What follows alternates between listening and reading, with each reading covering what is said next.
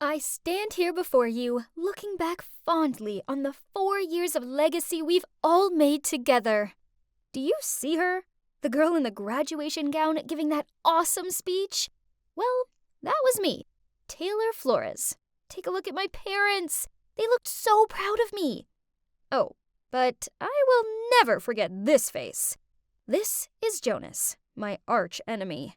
We were the top 2 students in our school and had been competing against each other since forever. But too bad, Jonas. You lost the final battle because I was the one asked to give the graduation speech, not you. It's safe to say that I had it all figured out after high school. First, I would move to New York to attend the most prestigious college in the city, majoring in English, of course. Then, when I graduated from college, I'd write my first novel, then publish it to acclamation and glory. Now, that's what I call a perfect plan. Just wait for it. You will see my face on thousands of book covers. Taylor Flores' time has come. I want those pages by the end of Friday, else be prepared for a pay cut this month. Ugh! I hate deadlines! As you can see, my life didn't exactly turn out as I planned. What went wrong, you ask? Well, after I graduated from college, I pursued my writing dream. But every agent and publisher I sent my novel to rejected it. I kept pushing myself to write more, but then I ended up having writer's block. I couldn't create stories anymore, so I decided to switch to writing for newspapers. I used to think that if I had to write for a newspaper, then it'd at least be a famous one. But life is not a fairy tale. On the contrary, it's actually cruel and unfair. Well, at least it was to me, because my preferred newspaper rejected me a bunch of times.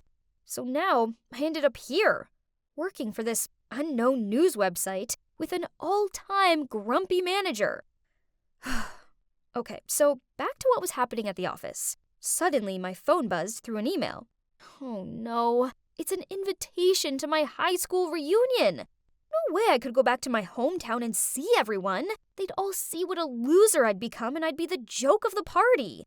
All the worst-case scenarios were running through my mind until a call from Amelia came. It's my bestie from high school.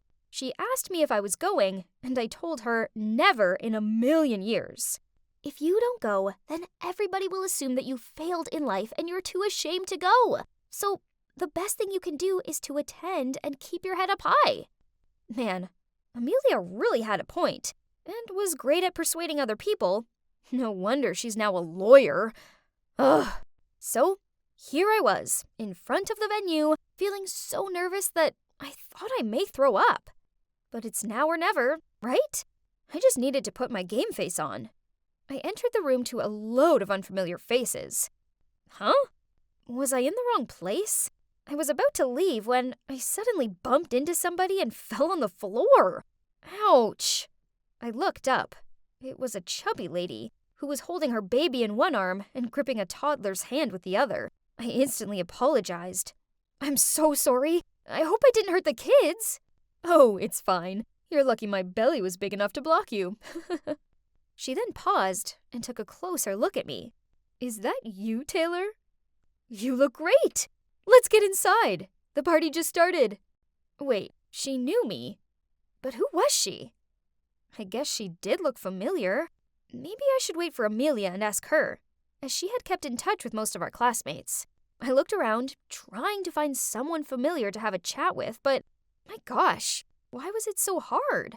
But then I saw a woman who had beautiful, long blonde hair, and I instantly knew who it was. Jessica, the hottest and most popular girl in high school, and the captain of the cheerleader team. I walked over to her, and we began to catch up. We chatted a lot, and she was so funny. I don't remember her being so hilarious. My God, you're so funny, Jess. Hey, Jessica! I heard Amelia shout. I looked over at her, and she was walking towards someone else. It was the chubby lady from earlier. So, she's Jessica? Oh my, she definitely changed a lot. But if that was Jessica, then who was this? Thank God I didn't say her name earlier. I excused myself from this mystery person, then whispered to Amelia, asking who the lady was I was talking to. Beats me. Why don't we ask her directly? She then did exactly just that. The lady gave us a playful smile, saying, "Try guessing. Are you Ashley? Nope. Natasha? Wrong. Tiffany? Negative. Wait, are you related to Jack Miller? You kinda look like him." "Almost correct." Oh my, she wasn't related to Jack Miller, 'cause she is Jack Miller. Well, now she's Jill Miller. Turns out she never felt comfortable being a boy, so after high school, she underwent transgender surgery. Wow, that's incredible. I kind of felt overwhelmed, so I went to the bathroom to freshen up. On my way out, I saw a familiar face. It was Luke, the most handsome guy in high school. He was picking up trash and putting it in the garbage can. Aw, what a nice guy. We talked for a bit and... Oh, turns out he works here as the janitor. He was the one who recommended organizing the reunion here, and he was cleaning up as much as possible so later it wouldn't take him so much time. For real? Who would have expected that? I went back to the party and saw Amelia talking to a guy. Oh, who is this handsome dude? Amelia beckoned me over and introduced him to me. I couldn't believe my ears. It was Jonas, my arch enemy! The chubby dwarf Jonas with a face full of pimples now resembled an Abercrombie and Fitch model. Jonas just told me that he's been promoted to a higher position in his company. Ugh, seemed like he still kept his bragging habit. Some things never changed. Suddenly, Jonas asked me, "And what about you, Taylor? How has it been going for you lately?" Oh, snap! I couldn't tell him that I was working for this awful news website. That would be so humiliating. So, thinking fast, I blurted out that I was a managing editor for this huge newspaper in New York. Jonas and Amelia looked at me in shock. In your face, Jonas. If I had a mic, I would definitely drop it.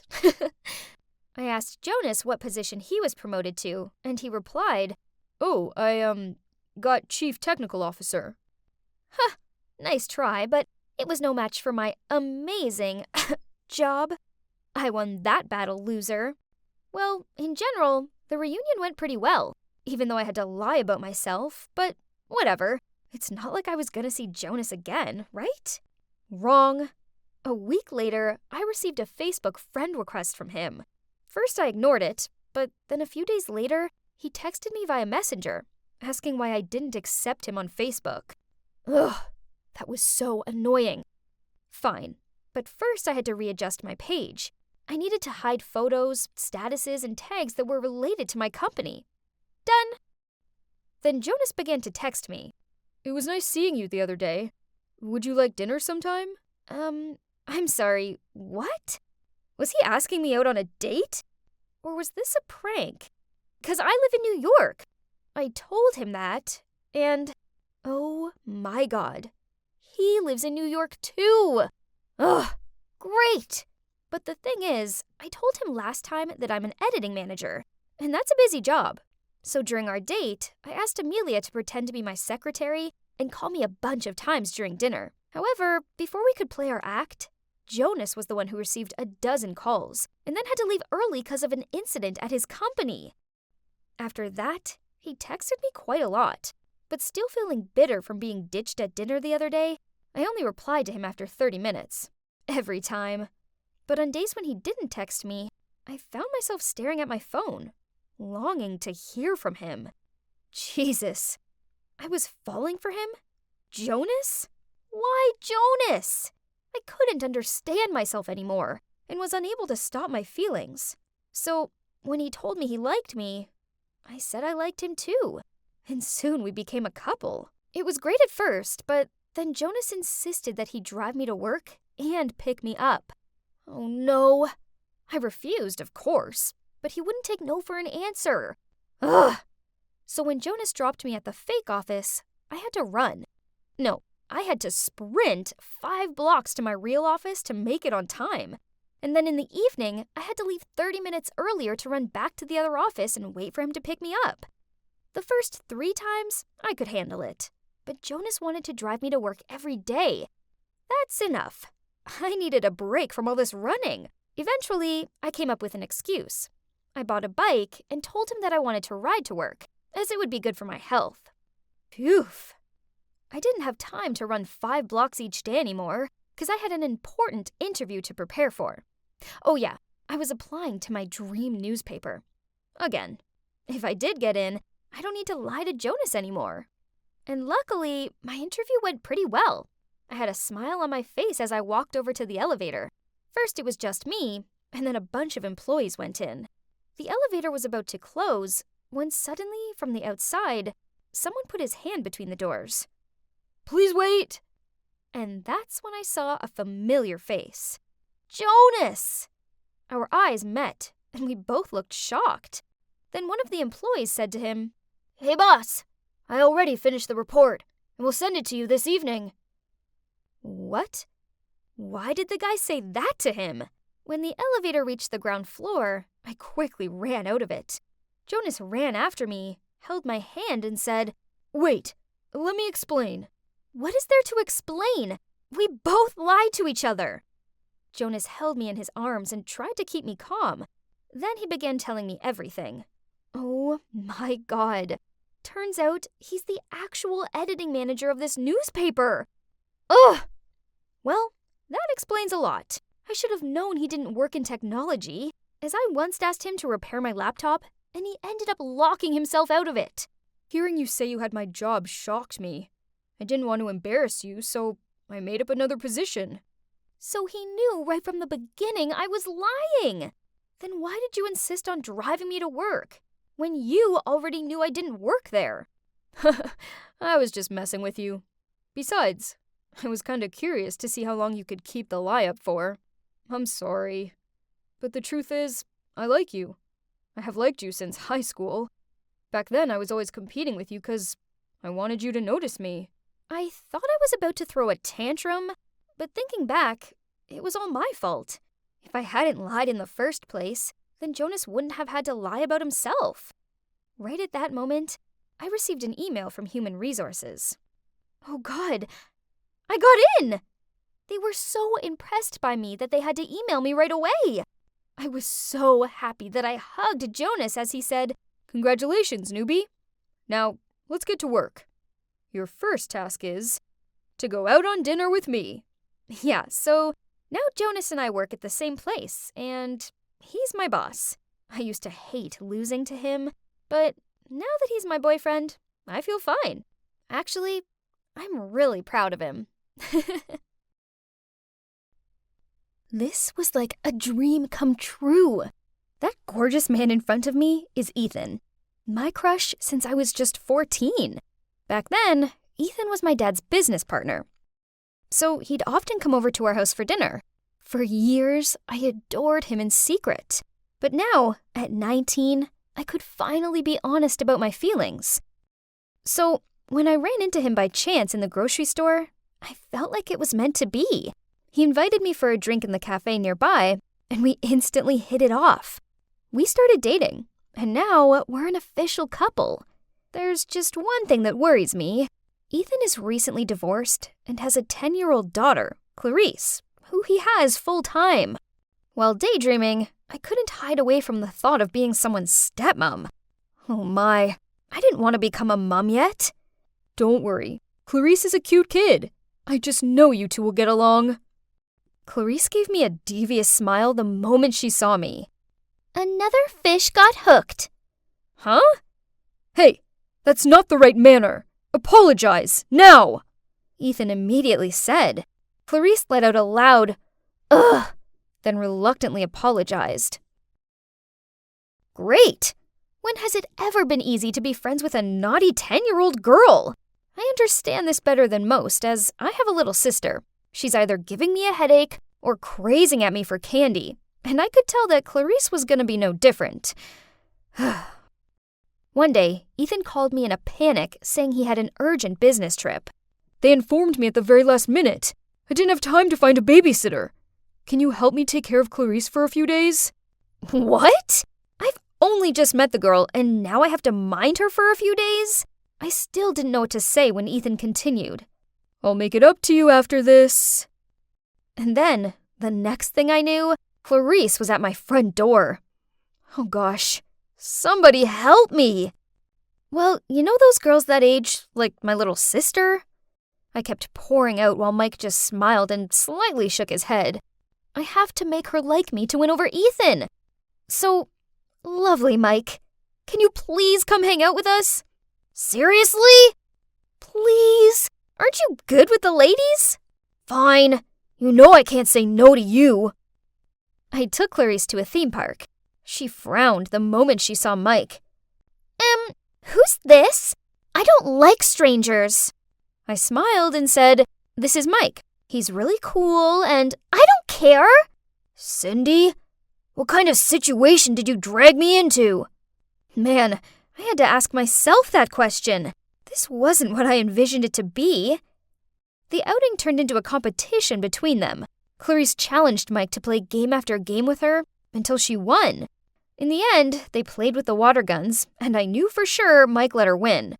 But as soon as he let go of his water gun, Clarice squirted water all over him, leaving him completely drenched. Oops. What on earth is this? That's the price for the loser. Okay, Cindy, that's enough. Have fun. And he stormed off. Oh no, what have I done to him? I stood there dumbfounded, staring at Clarice. Okay, so it was kind of funny, but I couldn't laugh at my poor friend. I want ice cream. Clarice grinned, then skipped away. Ice cream. A girl after my own heart. On the way home, we talked so much about her fave show, The Babysitter's Club, and how Stacy is her favorite character. Maybe the day wasn't so bad after all. A few days later, Ethan returned, and I was really excited to see him. Thank you so much for taking care of Clarice. Meanwhile, I noticed Clarice was slowly backing out, with an awkward look on her face. I thought she'd be as happy as me to see him, but it didn't seem that way. Darling, are you okay? Are you sick? I'm okay. I need to go to my room. After that, at dinner, the question, "Are you sick?" was raised no less than 10 times, and it made me feel sick too. I said I'm not sick, and I don't want to see a doctor. Ethan, I think Clarice is fine, so maybe stop asking her. Hearing that, Ethan seemed uncomfortable and turned away. Weird. What was wrong with them? Maybe this was just something they did. Whatever it is, I wasn't enjoying this heavy atmosphere. The next day after lunch, Clarice was helping me clean the table while Ethan was packing to go on his next trip. She insisted on washing the dishes while I said goodbye to Ethan. We were hugging in the doorway when suddenly I heard a loud scream coming from the kitchen. Ethan and I both rushed in there and saw Clarice crying as she gripped her hand. Ethan frantically asked, "What happened?" while I quickly searched for a first aid kit. I was washing the dishes, but I accidentally cut my hand. Cindy, I'm sorry. I wasn't being careful. Please don't punish me. What? What was she talking about? Ethan seemed to have the same question as me. Cindy always makes me do the chores. She told me if I do them badly, I can't have dinner. Huh? Why was she saying things that weren't true? Turning pale with shock, I muttered out, "No, that's not true. I don't want to stay here. Dad, let me go home." Clarice interrupted me as she was crying harder. "I'm so sorry, but I have to go now. I don't even know if you're lying or not." "How can you say that to me?" Clarice shouted. "You monster!" Then she ran upstairs. I stood there not knowing what to do. My brain couldn't process what just happened. Ethan looked at me and sighed. Why didn't he say anything? He didn't honestly think I was capable of doing that. Did he? I decided I needed to confront Clarice about this. So I went up to her room and calmly said, "Clarice, why did you say that?" "You forced me to do all the chores." "What? How can you lie like that? I never do such a thing." "Oh, but are people gonna believe you or a poor little girl?" Oh my God. There was me, thinking she was a sweet kid, when in actual fact, she was the complete opposite. I rushed outside and, shaking, I pulled my phone out. I called Mike and told him everything. "Oh boy, that kid is complicated. Maybe she doesn't want you to be with her dad. But even so, what she did was weird. I think you should stay away from them." But how to? I couldn't just run away. Besides, Ethan was on his trip, again, and I was in charge of her. So I kept my distance, no more talking or having fun. But it seemed that Clarice had other ideas. I was watching TV in the living room when Clarice appeared and pulled my shirt. "Cindy, I want you to play video games with me." The more silent I was, the harder she pulled. "No, Clarice, I'm not in the mood," I shouted. "Go play by yourself." Then I walked off.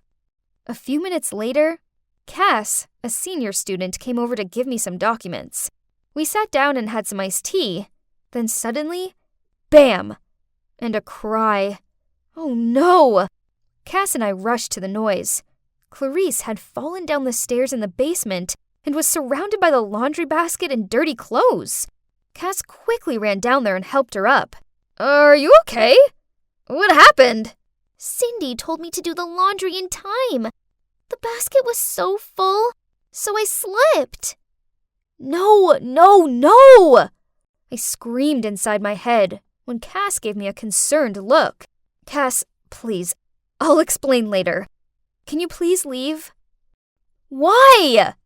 I screamed at Clarice's face the moment Cass left. "If you don't play with me, you'll be a child abuser. You'll have to go to jail." Ugh, this is driving me crazy. Just a few days ago, she wanted her dad to take her away from here, and now she's blackmailing me for not playing with her? Right at that moment, Ethan called. "Hi, Cindy. I just want to check on you two.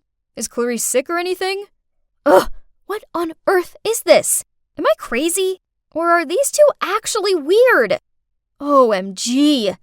I need Mike. Now. "Please, take me away from here," I said as I opened the door for Mike. "Stop!" Clarice shouted. "You two can't go anywhere." "Oh, now you're telling me what not to do?" "If you go, I'll tell the whole world how badly you've been treating me. You'll both go to jail." "So that's your scam?"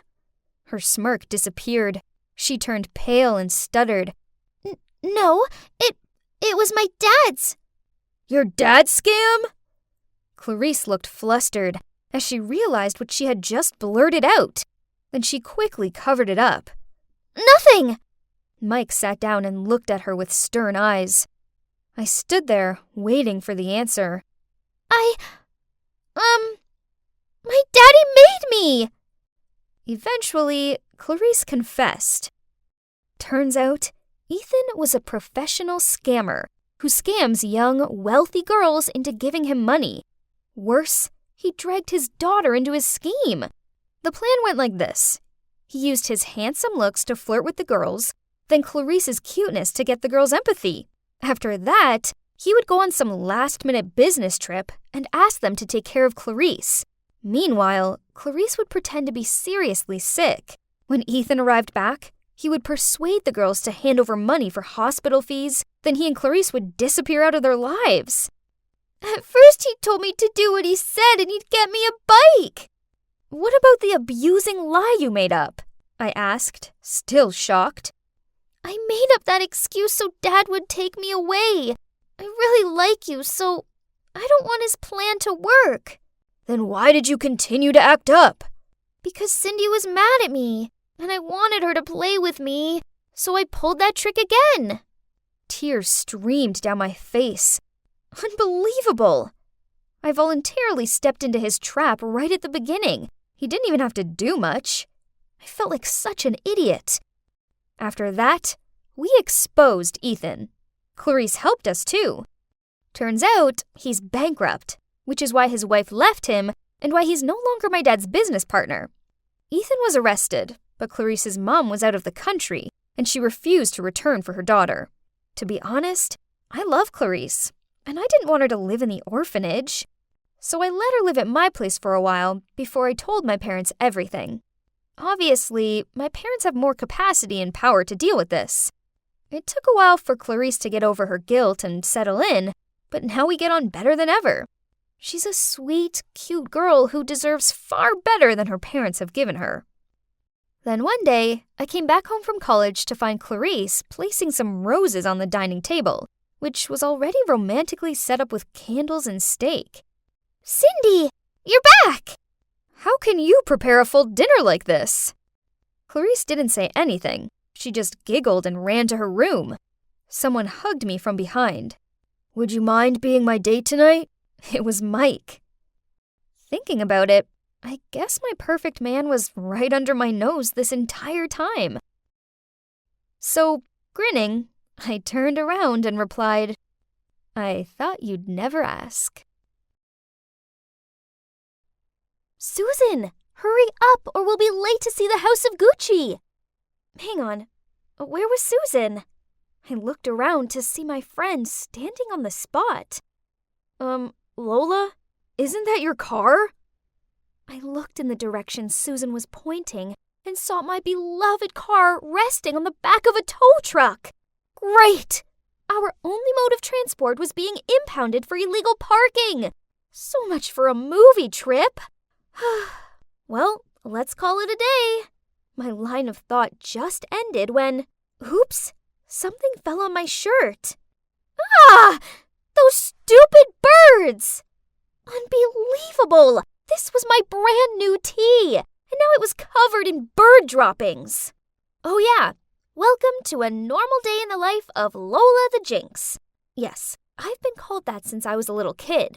All of my relatives, except for my parents, have always been extra wary of me. Then, when I was 12, during a boring family gathering, I overheard a heated conversation between my uncle and my parents. "Stop living in denial. That girl's bad luck. Send her off to boarding school. Anywhere, as long as she's away from this family."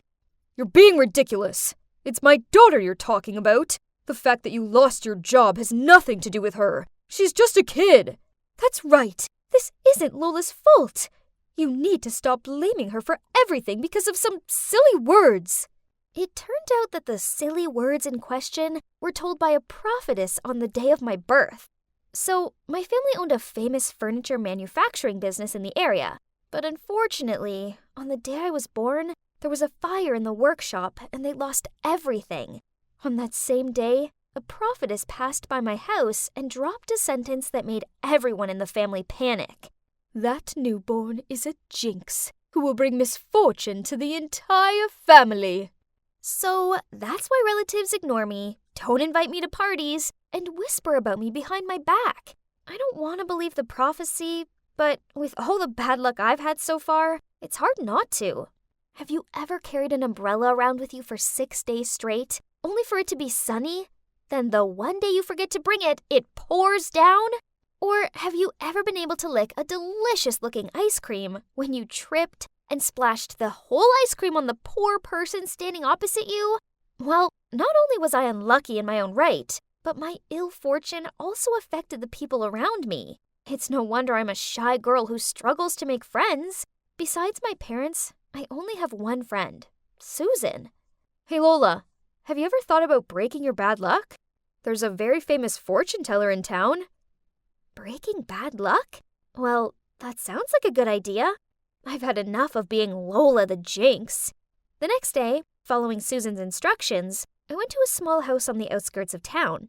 As I knocked on the door, I was nervous and excited. I hoped this would finally be the end to my run of bad luck. A woman in veil let me in. I couldn't wait any longer, so I blurted out, "Hi, I'm here since I heard you could help me get rid of my bad luck, right? Please help, whatever it takes." The fortune teller sat still for a moment, then a smile lit up through her veil. "You're Lola, daughter of the Gonzalez family, right?" I was stunned. Whoa, she was good at her job. I mean, I hadn't even introduced myself yet. "Of course, I already knew that you'd come here, but it would be difficult for me to eliminate your misfortune. There's only one person in the world who can undo your jinx. They will bear all the bad luck for you, and even bring you good luck at the same time." Is that so? But who could that be in this whole wide world? I blurted out. The fortune teller smiled and said that if I wanted further clues, that would cost me a few more bucks. Oh well, I've already come this far, so it's worth spending the rest of my monthly allowance to know who my mystery savior was, right? Then she pulled out this drawstring bag and shook it. She told me to draw an item. Oh, it was a small tile with a single letter on it. A. Well, well, well. Interesting. A person whose name starts with an A. Fear not, Lola. The universe will signal you to find that very person. I then went home and couldn't stop searching my mind for people I know with A names. Let's see. The most potential person was Ariel, a classmate of mine who was super lucky in everything. That's right, no one else but her. She was born wealthy and fortunate. She didn't even study and she always got good grades. Actually, she just won the school raffle. Her prize was a year's supply of donuts and a bowling trip. Obviously, she was the complete opposite of me. With her inherent luck, surely a little bit of my jinx seasoning wouldn't make her too miserable, right? But honestly, I'm not fond of Ariel. She's sour, scornful, and a show-off. Still, dear Lola, anything was possible if you wanted to end your bad luck. So I was determined that from tomorrow, I would make her my best friend. Together we would have the perfect balance between bad luck and good fortune. But easier said than done.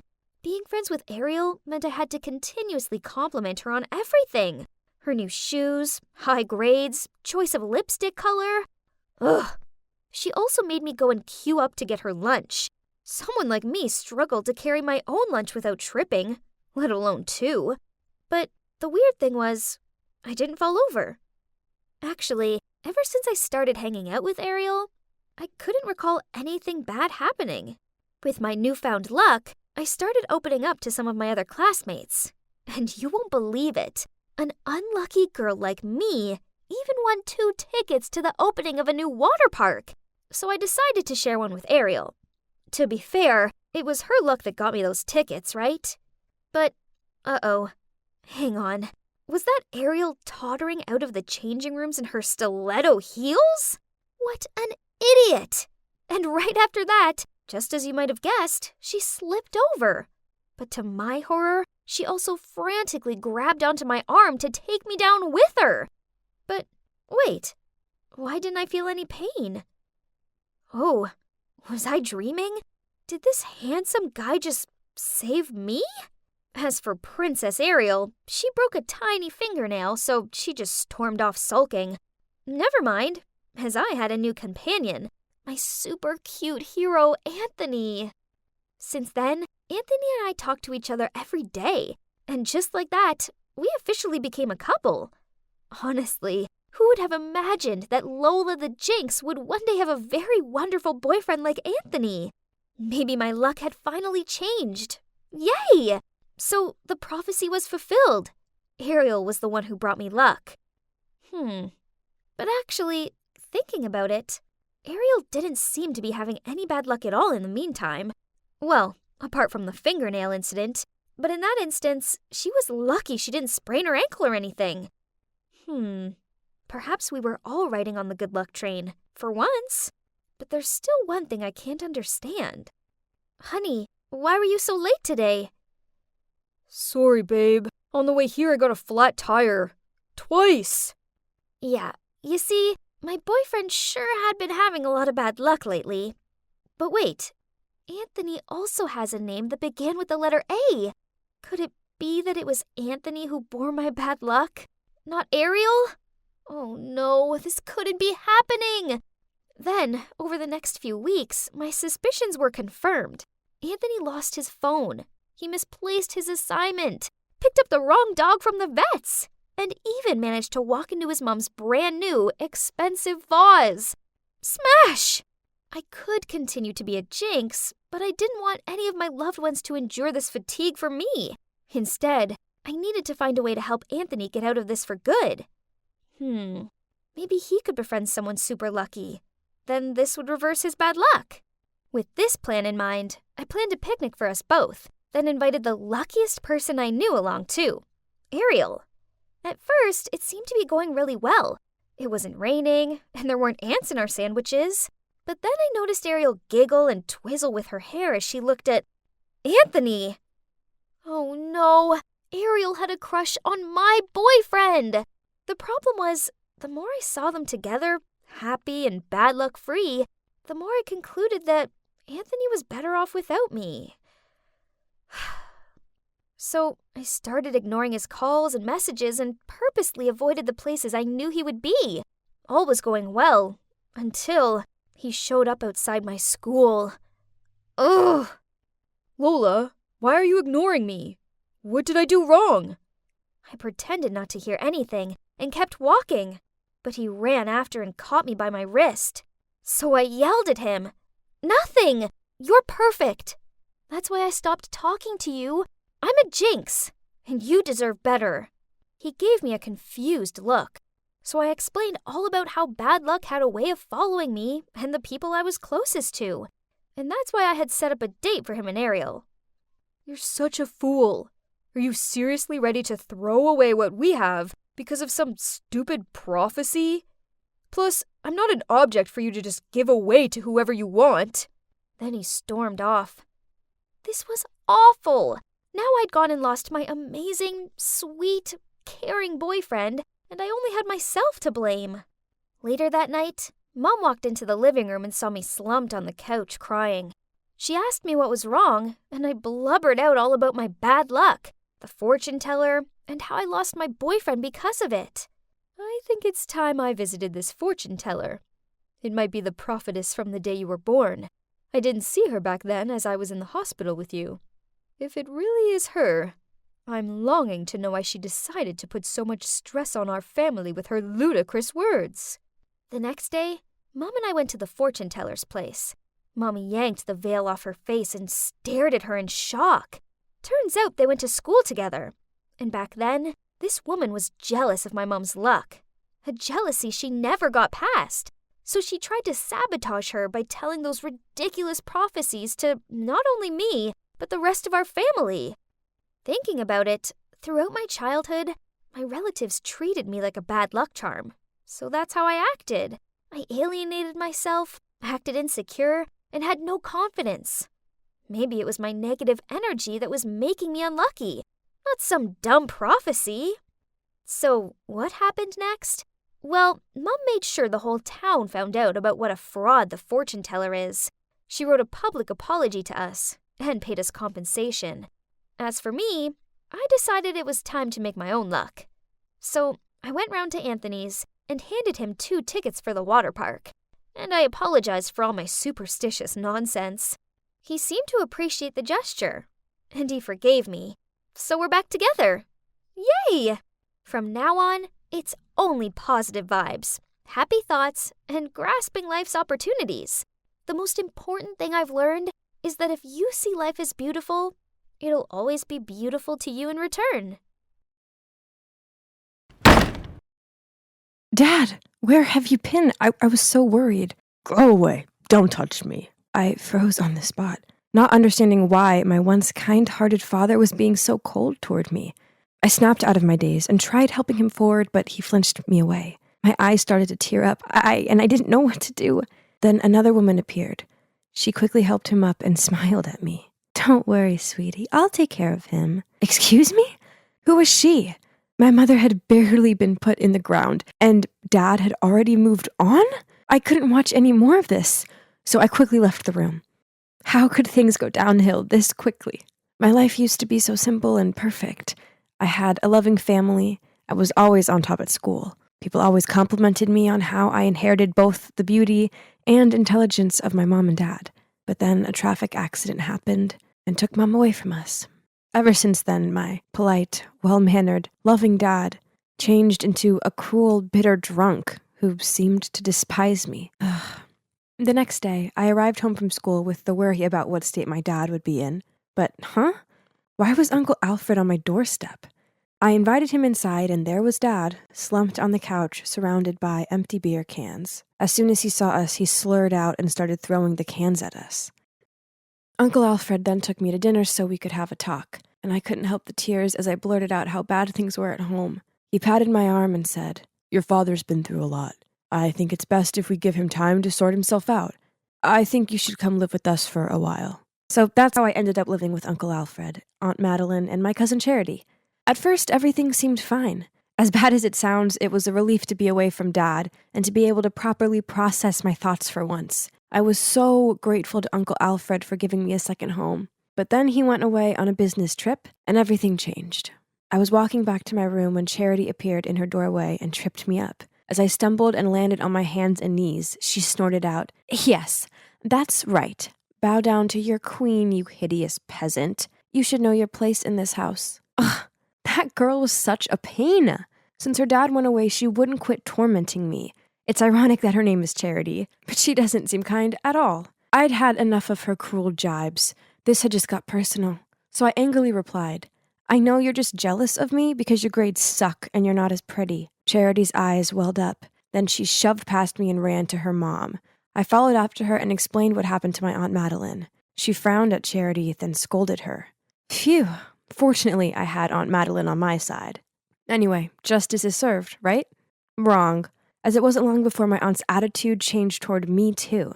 One time, I was helping my aunt cook a casserole when the doorbell rang. It turned out to be an old friend of my aunt. As soon as she saw me, she happily said, "Wow, it's only been a few years, but Charity sure has grown up.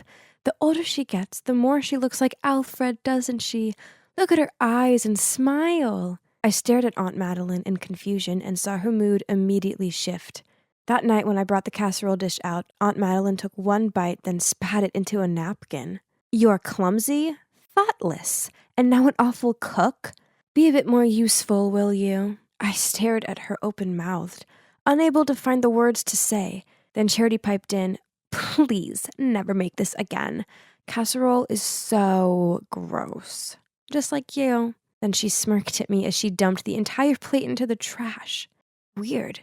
Didn't Aunt Madeline tell me to cook this because it was Charity's favorite? Ugh, it seemed like life in this house wasn't going to get any easier. Over the next week, their mocking and snide comments continued. One day I styled my hair in a different way, and Charity sniggered at me. "What's that? It looks like you got a lobster on your head." Have you ever considered dyeing your hair, by the way? Because blonde really doesn't suit you.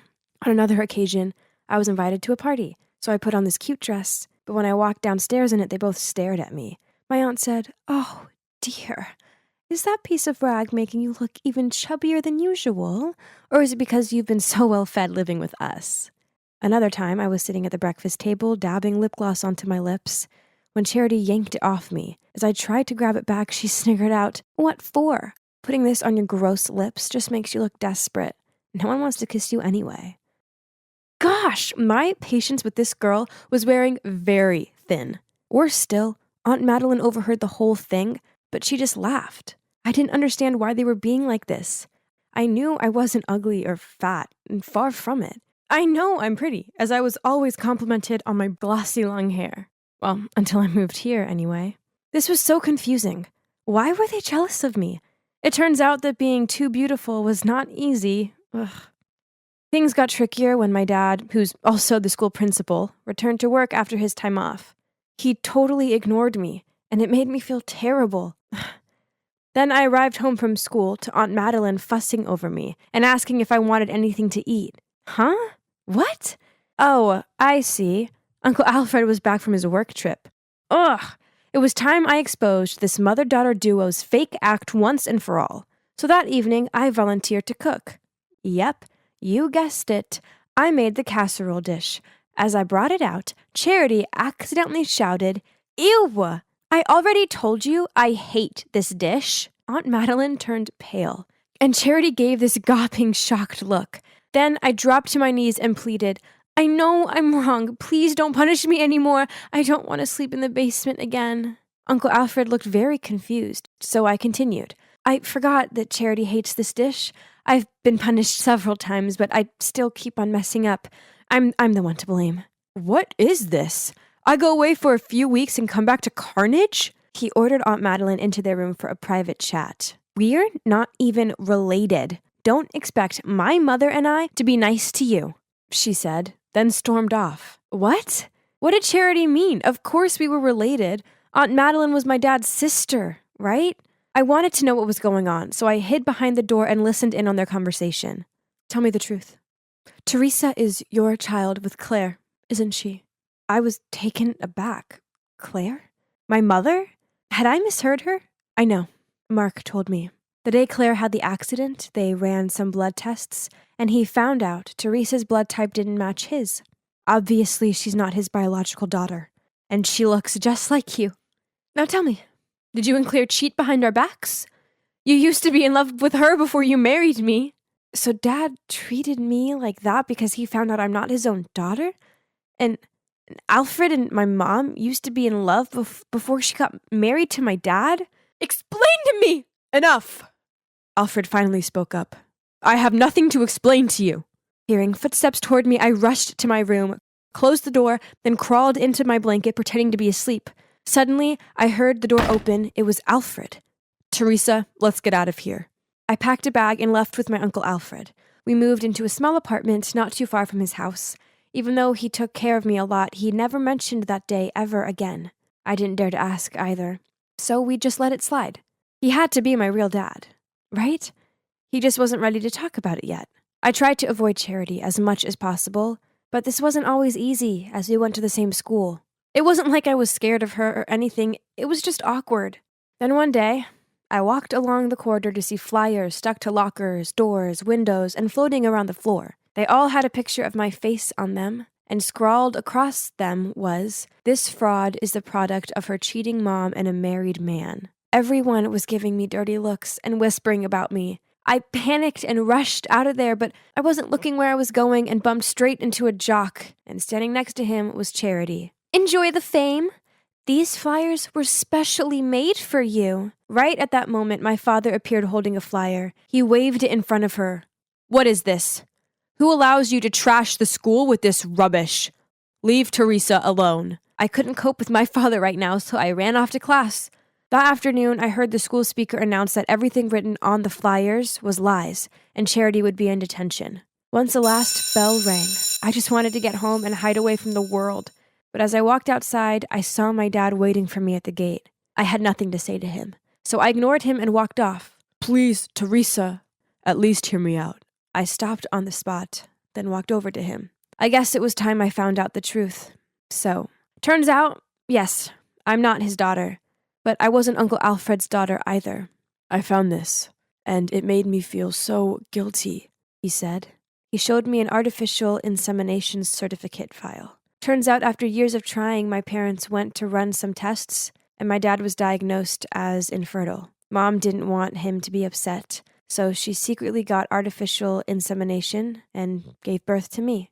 It was never your mom's fault, and I was wrong to treat you like that. I'm so sorry. A fresh ran of tears streamed down my face with each word I heard from him. Teresa, I'm so sorry that us adults, selfishness and bitterness has hurt you. Startled, I turned around to find that Uncle Alfred was already there behind me.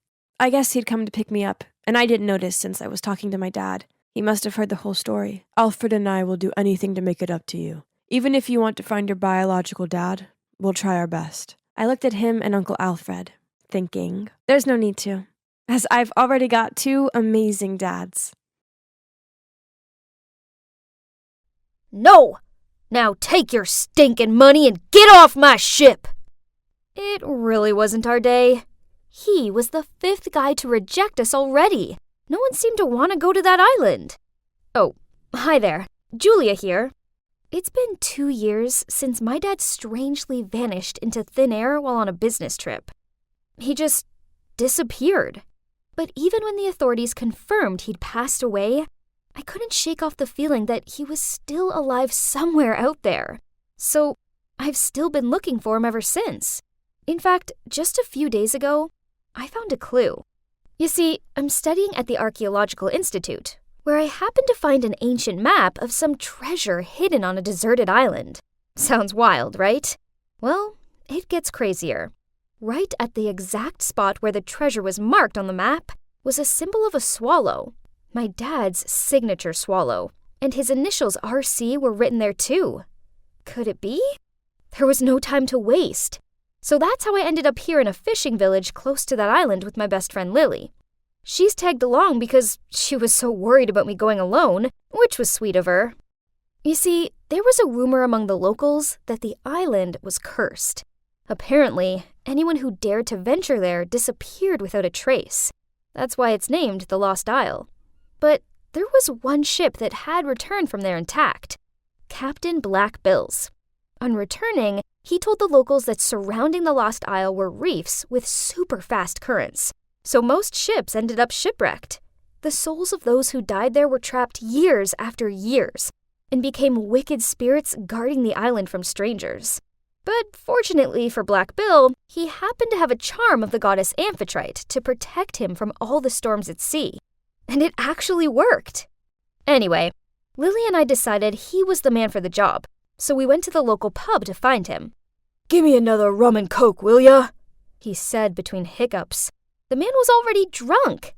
I then asked him if he could take us to the island, but the barman chimed in.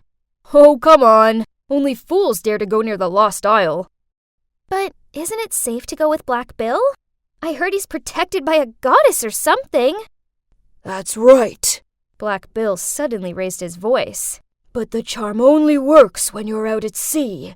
Stepping onto that island is another matter. Besides, the spirits guarding that island are terrifying. I'm not insane enough to go back there.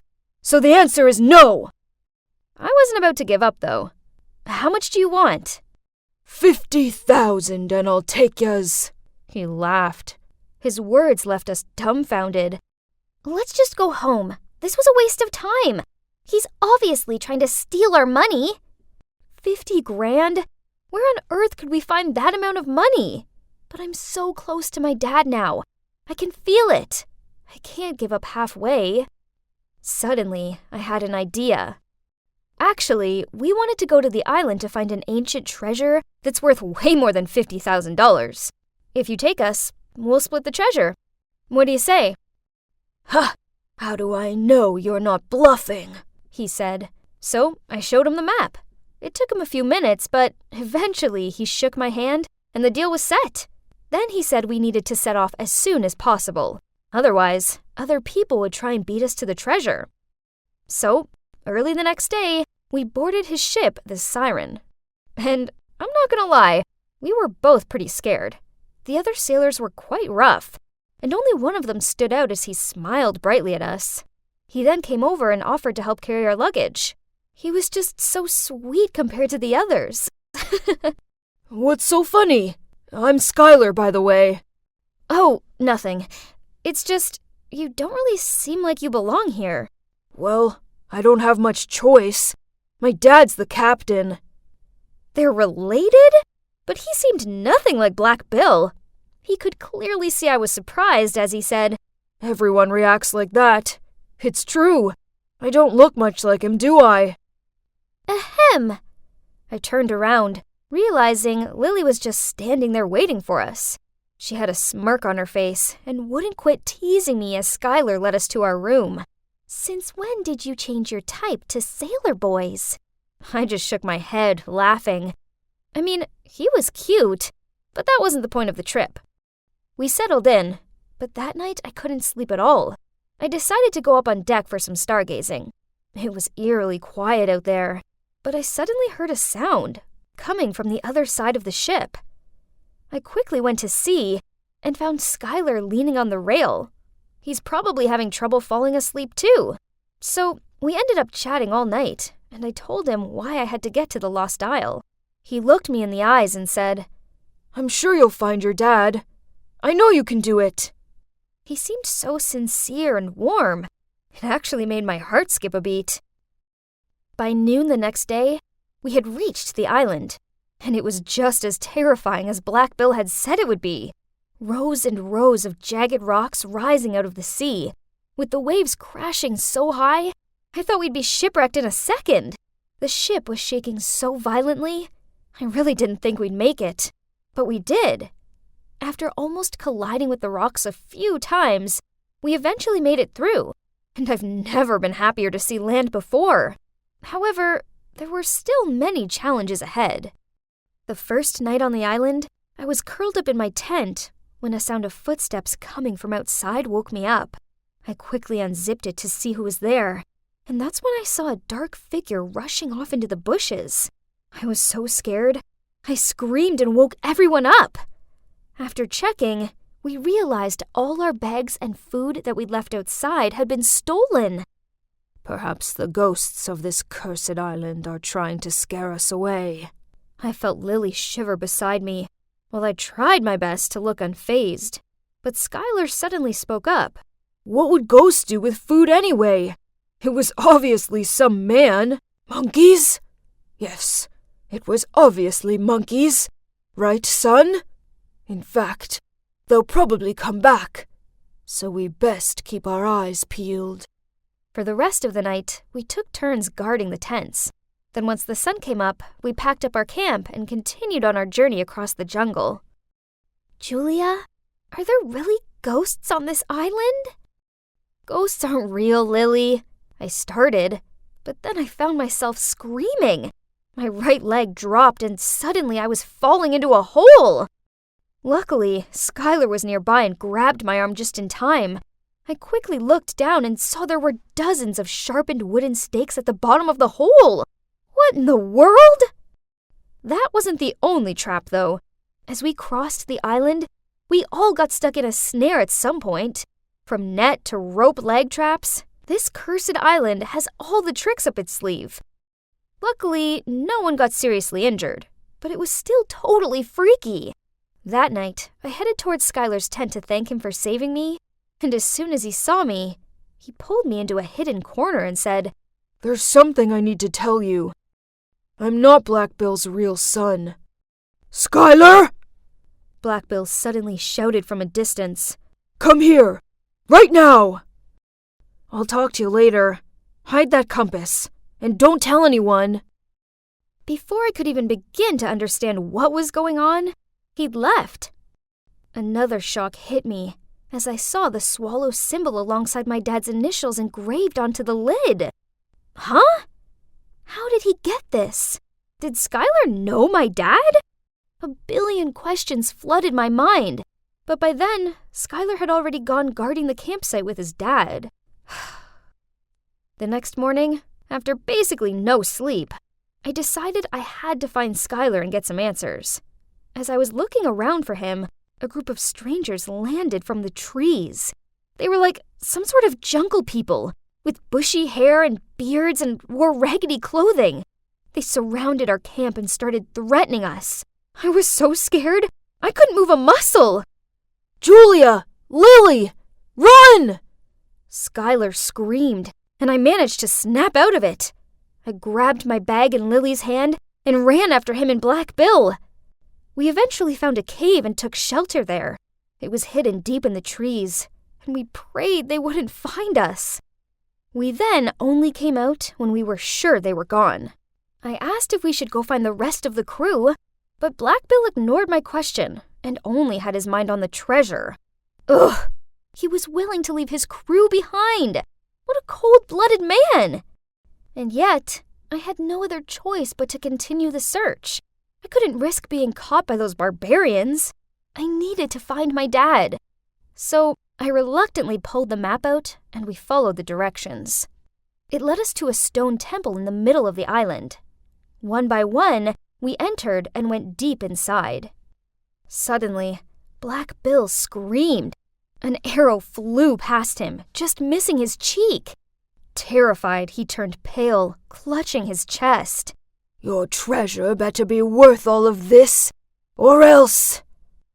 We continued on and saw a door. That's it! The treasure is behind this! Black Bill ran forward, throwing himself against the door. His patience was definitely wearing thin. While he worked on getting the door open, I looked around for more clues about my dad. Suddenly, I turned around to see Black Bill falling on his knees. He'd managed to open the door, but inside was just a room full of dusty, chipped, cobweb-covered vases. You tricked me! I risked my life to come to this hole of an island for nothing! Black Bill then swooped over to grab me. I struggled to get away from him. He was squeezing my neck so tight, I couldn't breathe. I looked to Skylar pleading for help, and he tried to calm Black Bill down. Oh, shut up! And you! Bring all your stuff over here, or this friend of yours will be in big trouble. Trembling, Lily did as he said, begging him to spare me, but he only gave her a threatening look while tightening his arms around my neck. He signaled for Skylar to come get his things. No! Let her go! Oh, little Sky, did you forget about your mommy and daddy? You don't want them to get hurt, do you? I've done enough for you. What were the two of them talking about? What was going on? My head was spinning, and with the suffocation, I gradually lost consciousness and passed out. When I woke up, I found myself on the siren, surrounded by Lily, Skylar, and... Dad? Am I dreaming? Is it really you? My eyes blurred with tears. I rushed over and hugged my dad. Then I found out what had happened. As soon as I fainted, the horde of barbarians rushed in, captured Black Bill, and freed us all. Turned out, these people were all sailors, archaeologists, and explorers who had come to the island to look for treasure. When going through the reef, they were attacked by a group of pirates who robbed them of all their possessions and belongings. Then they were mercilessly dumped empty-handed on the island. That crew of pirates was none other than Black Bill's crew. All those legend tales about the island, including the amphitrite charm, were made up by Black Bill himself, thinking he could cover up his crimes by preventing people from approaching the island. Wow, that man was a real monster. I knew something was fishy about him. But luckily, taking the chance of the pirates setting sail to the island, the group of victims conspired to capture them and free themselves from the deserted island. As for Skylar, poor Skylar, he had been through so much. He was actually one of the victims. 2 years ago, he and his parents were also dumped on the island. Worrying that their young boy wouldn't survive, his parents begged Black Bill to let him be a part of the crew. Seeing that Skylar was strong and healthy, Black Bill agreed, on one condition that if he ever betrayed him, his parents would be executed. Thanks to Skylar, the victims were able to survive to this day. Every time the boat came near the island, he would sneak food and necessities into a barrel and let it float to shore. Smart move. Oh, and that's not all. When Skylar was on the island, he had met my dad, and they even had a talk before Skylar was about to get on board to join the crew. Please, promise me, if you manage to escape, try to find my daughter, and give her this as a sign that I'm still alive and well live. I promise. I couldn't believe it. It was all thanks to Skylar that I'd found my dad. He smiled at both me and my dad and said, "See? I never break a promise." Anyway, when the ship docked, the pirates were immediately arrested. As for the victims, they were finally reunited with their families. Now, a year has passed, and honestly, all this was still so surreal to me. My dad and I spent a large chunk of the past year setting up an organization to help the people who'd been stranded on the island reintegrate into society. Lily has actually been writing a book about our adventure. And as for me and Skylar, well, we're officially dating. Guess it wasn't such a cursed island after all, right? These need to be washed by hand. Kelly threw a pile of clothes on the floor. And be quick about it! Hey, I'm Maya, and that bossy girl is Kelly. Although we live in the same house, we aren't siblings. You see, when I was just a baby, I was adopted by a loving old couple. They lived on a farm in the countryside. Their kids had grown up and left home, and they were both missing the lively energy that only a child could bring. One Sunday at church, they saw the priest raising a baby girl and offered to help. So that's how they ended up taking me home and bringing me up as their grandchild. They were the nicest people, and they showered me in nothing but love and kindness. I'm always more than grateful for them. We lived together happily until one day, when Grandpa was in the orchard, he collapsed. Sadly, he passed away. Grandma was never the same after that. She'd lost her soulmate. Her health also deteriorated, and then one night she called me into her room, and gripping my hand, she said, "Sweetie, you brought so much joy into our lives. Without us, life could be tough. But don't worry, we're always with you. When I'm gone, go find my old purse hidden in the broken tractor in the back barn. We've saved up a little bit for you. Our little Maya have to live your best life. All right?" Then, before I could ask her any more about this, she closed her eyes, and just like that, she'd left me forever. I stayed with her for hours, crying my heart out. Afterward, following Grandma's words, I went in search of the money. Oh, God! I gasped in shock as I opened the purse. There was at least $20,000 here. How did my grandparents manage to save up such an amount of money? I knew they were thrifty, but this was way too much. After that, I moved to Columbus to live with my grandparents' daughter, Mrs. Madison, and her daughter, Kelly. So you're wondering what I did with the money, right? Well, I keep it hidden here, in this crack in the roof. Oh, someone's coming. Your room is disgusting. Anyway, Kelly and I are going out, so make sure you clean everywhere before we get back. I expect it to be spotless. I gave a weak nod and watched her totter away. This wasn't a new occurrence. Every day, they'd mess up the house, then force me to clean it. I know, I was basically the real-life Cinderella. But it's okay. As soon as I turned 18, I'm gonna leave this place anyway and start living my own life with my money. The next morning, it was raining, so I tried to walk to school as fast as possible, when suddenly, Kelly drove past me and deliberately sped through this big puddle. Mud splattered all over me. Jeez, why is torturing me her favorite hobby? My shirt was filthy, and as I walked toward my locker, some girls laughed at me. One even sneered. The dirty look must be trendy in the countryside, but here it just looks tragic. Yeah, I've been in the city for almost a year now, but I still couldn't fit in. Maybe it's because I always wear the same worn-out clothes and borrow all my books from the library. Mrs. Madison refused to buy me anything new, and I couldn't use my own money, as that would look suspicious. I couldn't even afford to go on the school picnic. I'd never be one of them. Then, during recess, the class monitor, Josie, informed everyone that prom was happening soon, and the dress code was formal. While all the other kids squealed and clapped excitedly, I lowered my head and sighed. I had nothing to wear to prom. Maya? Hearing my name broke me from my thoughts, and I realized it was Josie, and standing around her were some of the nice girls from class. You have to come to prom this time, please. You've never joined us in any other activities before. Don't worry, we will help you look spectacular. I gave an awkward smile and replied, "Thanks, guys, but I can't expect you to do that." They all insisted that I should go, but I remained adamant that it wasn't my kind of thing. Then came Meanie Kelly. Maya isn't suitable for this type of event. How dare she say that? I mean, just because I wasn't a spoiled princess didn't mean I wasn't suitable to attend. So I turned to Josie and smiled. Actually, that sounds fun. I will go to the prom. That evening at dinner, I mentioned the prom to Mrs. Madison and suggested that it could be a reward in exchange for doing all the housework.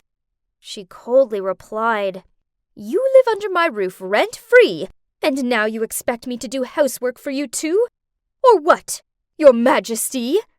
Then she turned to Kelly, smiled, and asked, "Darling, have you decided on a prom dress yet?"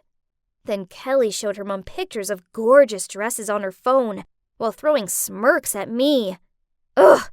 I couldn't sit around looking at Kelly's smug face anymore. This time, I definitely had to go to prom and be prettier than her. So that weekend, I went thrift store shopping with Josie, and after looking in about a dozen stores, Josie lifted up this really pretty blue gown. It had a tear down the side, but I knew I could easily sew that up and thrift flip it a little. I'd seen people do that on YouTube. The night of the prom, Josie did my hair and makeup, and I showed up in the dress. I felt like a real-life princess, and everyone was looking at me and giving me compliments, while Kelly stood there with her arms folded and a sulky look on her face. And then this boy called David walked over to me and started talking. Turns out, he was the new senior here. All the girls had their eyes on him, including Kelly, who walked over and tried offering him a drink, but he snubbed her and continued talking to me, leaving her standing there in silent anger before storming out of the prom. I had such a wonderful night with my new friends. I arrived home in a great mood and was happily singing to myself. But this instantly changed when I saw Kelly sitting there waiting for me. Such a thief! Now, don't tell me this fancy dress just fell down on you from the sky! Kelly shouted at me. I insisted that I hadn't stolen anything, so she dragged Mrs. Madison to the living room and asked her to check if she had lost any money recently. Mrs. Madison said no without thinking at first, but when she read Kelly's face, she started to fake complaining about some $100 bills missing from her purse, and the two started to jump on me. Ugh! Unbelievable! I ran up to my room and tried to shake away the negative thoughts and think back to how happy I was at prom. Then, as usual, I checked my hiding spot. Huh? What was that noise? I looked towards the stairs, but no one was there. It was probably just the house creaking or something. The next day at school was amazing, as loads of kids stopped and talked to me. Then, when I got home, I went up to my room and double-checked my hiding spot. My heart plummeted in my chest. The purse! It had gone! I frantically searched for it. Then I remembered hearing something last night, and there were only 3 of us in this house. Could it be? Furious, I ran into the living room where Mrs. Madison and Kelly were watching TV. I shouted at them, "My money! I want it back right now!" In an unconcerned tone, Mrs. Madison replied, "What money? What are you talking about? Oh, I see. So you have your own money all along and have been keeping it for yourself?" Poof! What an ungrateful brat! Mom lets you live here even though you aren't actually family, and now you're accusing us of stealing? I knew they'd taken my money, but what could I do about it? I had no choice but to go back to my room and cried as I looked at old photos of me with my grandparents. The next day at school, I really wasn't in the mood for lessons. During recess, I was just staring out of the window in despair when I heard a cough, so I looked and saw David there. "Hey, Maya." He smiled at me. "Are you okay? You seem kinda down." "I'm fine." I gathered up my stuff and left. I know he was only being nice, but I wasn't feeling like small-talking right now. Then, after school, Kelly made me carry her heavy backpack home. I had no energy left to argue, so I glumly did as she asked. That's when David drove up alongside me and asked, "Hey, that looks heavy. Do you need a lift?" I nodded and got into his car while forcing a smile to thank him. He asked, "Maya, what's up? You can talk to me, you know. I'm a good listener. Promise." He's so sweet, and I instantly felt safe around him. We chatted a lot and started hanging out more and more after that. We took walks through the park and had lunch together. I found myself growing closer to him, but not in the way you might think. No, more like a brother. Then, a few weeks later, when Mrs. Madison made me clean up the mess in the house that she'd made again, I found something under her bed. The old purse that Grandma had left me. And the money was all gone! I stormed downstairs and slammed the purse onto the kitchen table, but Mrs. Madison shrugged. "It was my mother's purse. Therefore, that money belongs to me. You obviously stole it from my poor elderly parents." Kelly backed up her mom with her annoying tone. "Wow, how low do you have to be to con a sick old lady into giving you her life savings?" "Grandma left it for me, not you! You two are monsters!" I screamed at them, took the purse, and went up to my room.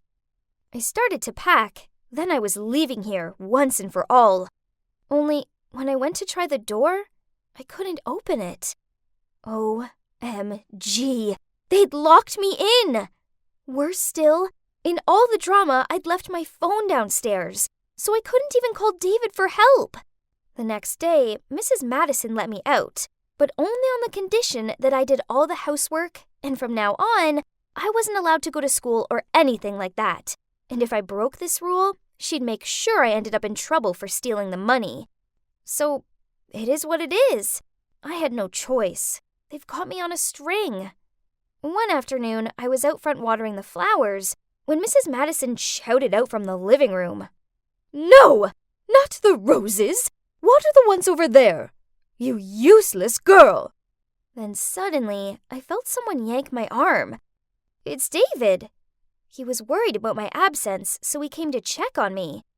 "Maya, there's someone I want you to meet." Then he signaled me to follow him.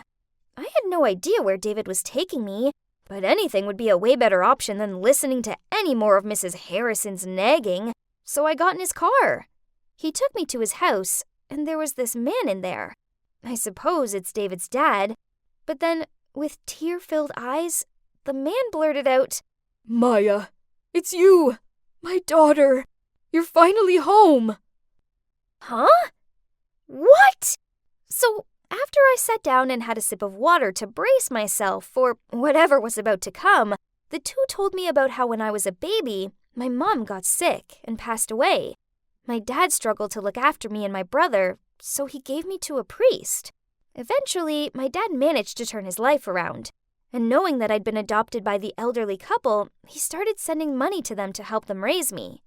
Then, when he came to find me, I wasn't there anymore. He found out that I was living with the daughter of an elderly couple in Columbus. So he moved to this city with the hope of finding me.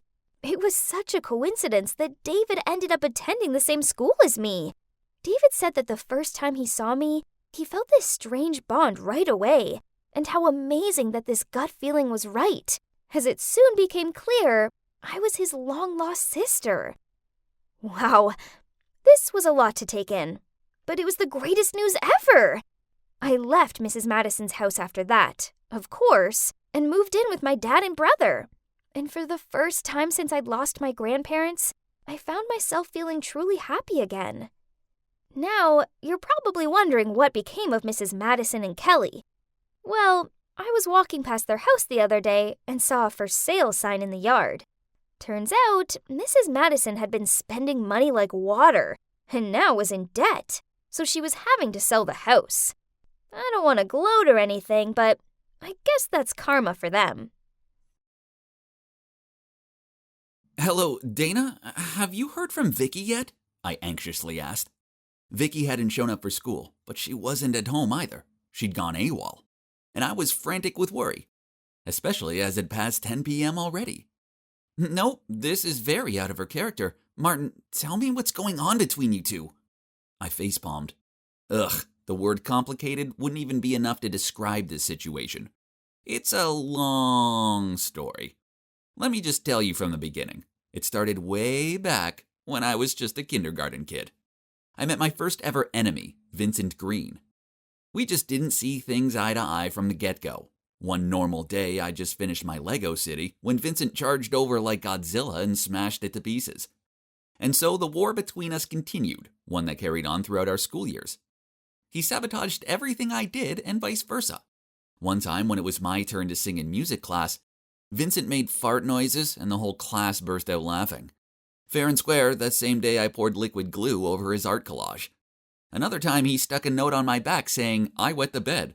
Seriously, I was getting really paranoid as to why all these kids were laughing and pointing at me. Ugh. So in return, I put this fluffy pink teddy in his backpack. And in class, when he went to pull out his pencil case, the teddy flew out and landed in the middle of the room. Back then, Vincent had already seemed to be quite a girl magnet. I guess they viewed him as a pretty boy, but come on. All kids look the same, right? So I started going around telling everyone, Vincent only wants to play with the girls. Ew, gross. 5 years later, and our feud was still ripe. Vincent was great at studying, and baseball too. He was the PE teacher's favorite. And I know this sounds stupid, but that being flocked by girl thing was no longer gross. It was like a medal of honor. I tried so hard to be better than Vincent in everything. I was also one of the top students. I joined the soccer team. And I also had girls surrounding me. Still, that was not enough. Not until Vincent accepted his defeat. But then middle school started, and guess what? Vincent wasn't there. Finally, I was free of him. Now I could stay on top, flirt with girls, and become basketball captain without him trying to sabotage me. All eyes were on me, and it was fantastic. Although there was a small part of me that missed the competitiveness. Then on another day, like every other day in high school, I was walking along the corridor and noticed that all the girls were getting in a frenzy about something. "What's going on?" I asked my best friend Tyler when I arrived at my locker. "Not sure. It's probably the new boy or something. Girls are squealing all over the place." I didn't feel good about this. And then, just like in those slow-mo Korean drama scenes, the new boy ambled along the hall charmingly smiling, one hand holding a baseball bat, the other air-shooting girls. My face was slowly getting hot, eyes goggled at the new boy. Yes, it was Vincent. He slid past me, sneered and winked. What a lousy jerk. That was definitely another declaration of war. A few days later, I saw Vincent everywhere, applying for class president, competing for the baseball team captain position, and flirting with pretty much every girl in school. Ugh, he was like a bad rash that wouldn't go away. To make it worse, his grades from previous schools somehow ended up published online, which made everyone go giddy for him. Ugh, Vincent Green, you just wait for it. However, he would have to probably wait forever, because I was ready to give up all the competitive intentions the moment I met Vicky. It was at lunchtime. I was having lunch with Tyler in the school garden when Dana, Tyler's girlfriend, came over. Behind her was an angel. I was stunned, mouth wide open. My half-eaten sandwich even fell from my hand.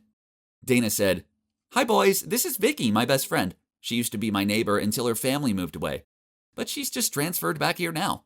Vicky gave us both a friendly smile. I, of course, took that chance and befriended her right away. Soon, Vicky and I started hanging out. When I was with her, it felt like everyone else had been muted. She was this ray of light in the darkness. She was perfect for me. Smart, beautiful, exquisite. And she was the only girl in school who didn't go all fluttery around Vincent. Actually, she hadn't so much as mentioned him once. I invited her over to my house, and my parents liked her so much they asked her to stay for dinner. Afterward, Vicky suggested watching a movie. The time whizzed past, and soon it was 10 p.m., and she had to leave. Let me take you home," I insisted. But she told me her brother was already on his way.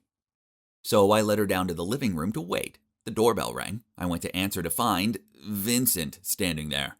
We both froze and glared at each other. What on earth was he doing here? That's when Vicky walked over to him and said, "Let's go." Then she turned to me and kissed me on the cheek. Aw, sweet. But I couldn't think about this right now. Why was my mortal enemy at my front door? Vincent grunted. "Vicky, what's going on here?" I also snarled. "Yeah, Vicky, what's he doing here?" Despite the death stares we were giving each other, she just shrugged. "Oh, Vinny, this is my boyfriend Martin. Martin, this is Vincent, my brother." Brother? My wonderful and perfect girlfriend is Vincent Green's sister? No. Yo, you're dating this loser? Vincent pointed a shaking finger at me. You are really that jerk's sister? I was trembling even more, while Vicky seemed unbothered as she walked toward the car. Vincent immediately growled at me. "Stay away from my sister," before he quickly chased after her. I stood there deadly still, a horrified look on my face. I probably resembled some sort of gargoyle. No way. How could an amazing girl like Vicky be related to that jerk? The next day, Vicky texted me to meet her at the cafe. "We need to talk." Uh-oh, no man ever wants to hear those words. Talk about a bad omen. But we were meant to be going on a double date with Tyler and Dana tonight, weren't we?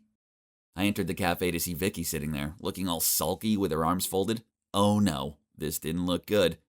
Before I even had a chance to sit down, she blurted out, "Martin, why have you never told me about your arch enemy? Do you have any idea how big of a fight Vincent and I had last night?" I sat there open-mouthed. Truth was, since meeting Vicky, I no longer cared about Vincent or our war. I only wanted to focus on Vicky. She made me so happy. I explained this to her, and she replied, "Vincent still hates you. He's forbidden me from meeting you again. Of course, I'm not listening to him, but I want you to both solve this dumb feud." "There is nothing to solve. He started this back when we were just little kids. He's a grade A jerk." I started to get heated. Vicky sighed. "I mean it. You guys need to talk. As for me, I'm not going to let Vincent tell me who I can and can't see." I was so mad at that dude, I just refused to understand her words. I repeatedly came back at her that I didn't want to solve anything with Vincent. Then it got worse. Being as stupid as I could, I blurted out, It's either him or me, so who's it gonna be? Vicky furiously stood up, shouted, "How dare you make me choose a side? I love you, but that's my brother!" Then stormed off. Did she just say she loved me?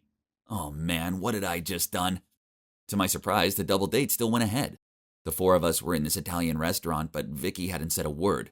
This was so awkward.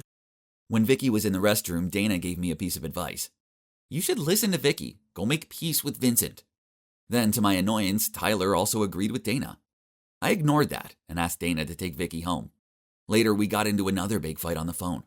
I couldn't understand why she kept telling me to reconcile with that idiot. Just because she didn't want to stand between two rivals?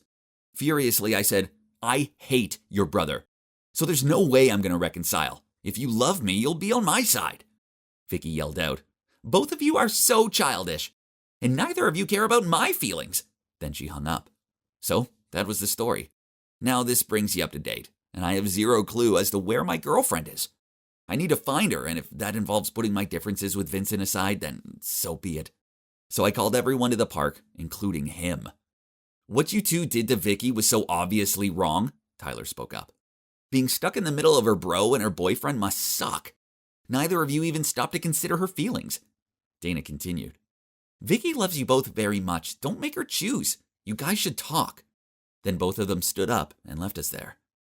Vincent and I sat in awkward silence for a while. Eventually, he cleared his throat.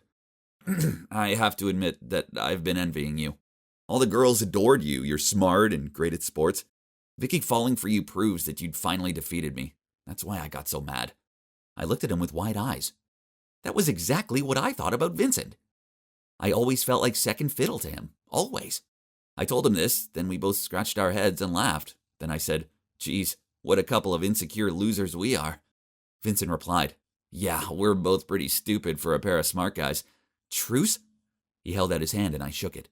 We realized that no amount of attention could compare to the love we got from our girl Vicky. Suddenly, something popped up in my head. I know where Vicky is, I said. Let's go, Uncle Vinny. Vincent and I called Tyler and Dana, and then we went to the 24/7 cafe, where Vicky usually took me. There I found her dozing on a couch on the second floor. I gently shook her and said, Wakey, wakey, sleeping beauty, you gave us all a fright. When she saw that Vincent was there too, and we weren't biting each other's heads off, she gave this huge smile. After that, we all sat down and chatted over hot chocolates and cookies. Finally, the infinity war between two rivals had come to an end. I no longer have an enemy. Instead, I have a new close friend. It's funny how things turn out sometimes, isn't it? Now I'm a part of a group of 5 wonderful people, especially my girlfriend. What more can I ask for? Life is beautiful. I was on my way to Julia's house for a study sesh when out of nowhere, I found myself flying onto the ground. I was so stunned, I didn't even see the ball that had hit me, or the fact there was a cute guy rushing over to check if I was okay. He helped me up and apologized. Then he pulled a Band-Aid out of his bag. Oh my, who is he? I'd scraped my hand pretty badly, but I almost didn't mind because now I was face to face with a gorgeous guy. In fact, I was so busy staring at him and blushing that I didn't even notice Julia marching towards us. What are you two doing? Turns out the cute guy was Callum, Julia's boyfriend. Ugh, Julia. Of course.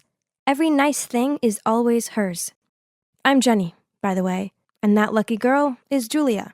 She's the daughter of the richest guy in town, Mr. Walsh. We're supposed to be friends, but we honestly have nothing in common. I mean, my family is pretty poor.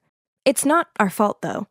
My dad sadly passed away, and so it's just me and my mom trying to make ends meet. Julia, on the other hand, has a silver spoon shoved down her throat. But fate still brought us together. I know it's kind of wrong, but that night I couldn't stop thinking about Callum. He now, in fact, gave me motivation for the next study session with bossy Julia, as maybe he would be there again. I even put on makeup and skipping on the way to her house the next day. But, well, it was all for nothing, because Callum was nowhere to be seen. Instead, I had to sit and listen to Julia go on and on about her trip to Paris. I pretended that I was okay, but actually, I always dreamed of visiting the city of light and gazing up at the Eiffel Tower ever since watching Emily in Paris. Dream on, Jenny. Anyway, Julia was incessant. She loved making me look like a fool, and even said, Aw, poor Jenny. Maybe one day you'll get to go to Paris. But until then, you can just look at all my photos. Honestly, why was she so cruel to me? Last year around my birthday, she'd even shown me a fashion magazine and asked me which dress I liked best. I thought she was buying gifts for me, but instead, she showed up at my party in the exact dress I pointed out. I couldn't believe it. She just winked at me and laughed, and I seriously wanted to scream at her. Anyway, after looking at about 1 billion Paris pics, Mr. Walsh appeared. He looked happy to see us sitting so close and studying together. If only he knew the truth. But I had to pretend I had a lot of fun with Julia and helping her study, at least for his sake. Mr. Walsh was a good friend of our family, and ever since my dad passed away, he'd been looking out for me, and was even paying my school fees. I couldn't let him down. But you know what? I actually started to get excited to go over to Julia's now, as the thought of bumping into Callum again gave me butterflies. I even got myself a new hairstyle, but he was never there, and I always left feeling disappointed. Then one time, after school, it started to rain dogs and cats, and I had to run for it. Then suddenly I felt an umbrella over my head. Guess what? It was Callum coming to the rescue. It was like something out of a romantic movie. He even offered me a lift home. My heart was racing so hard I was afraid he'd hear it.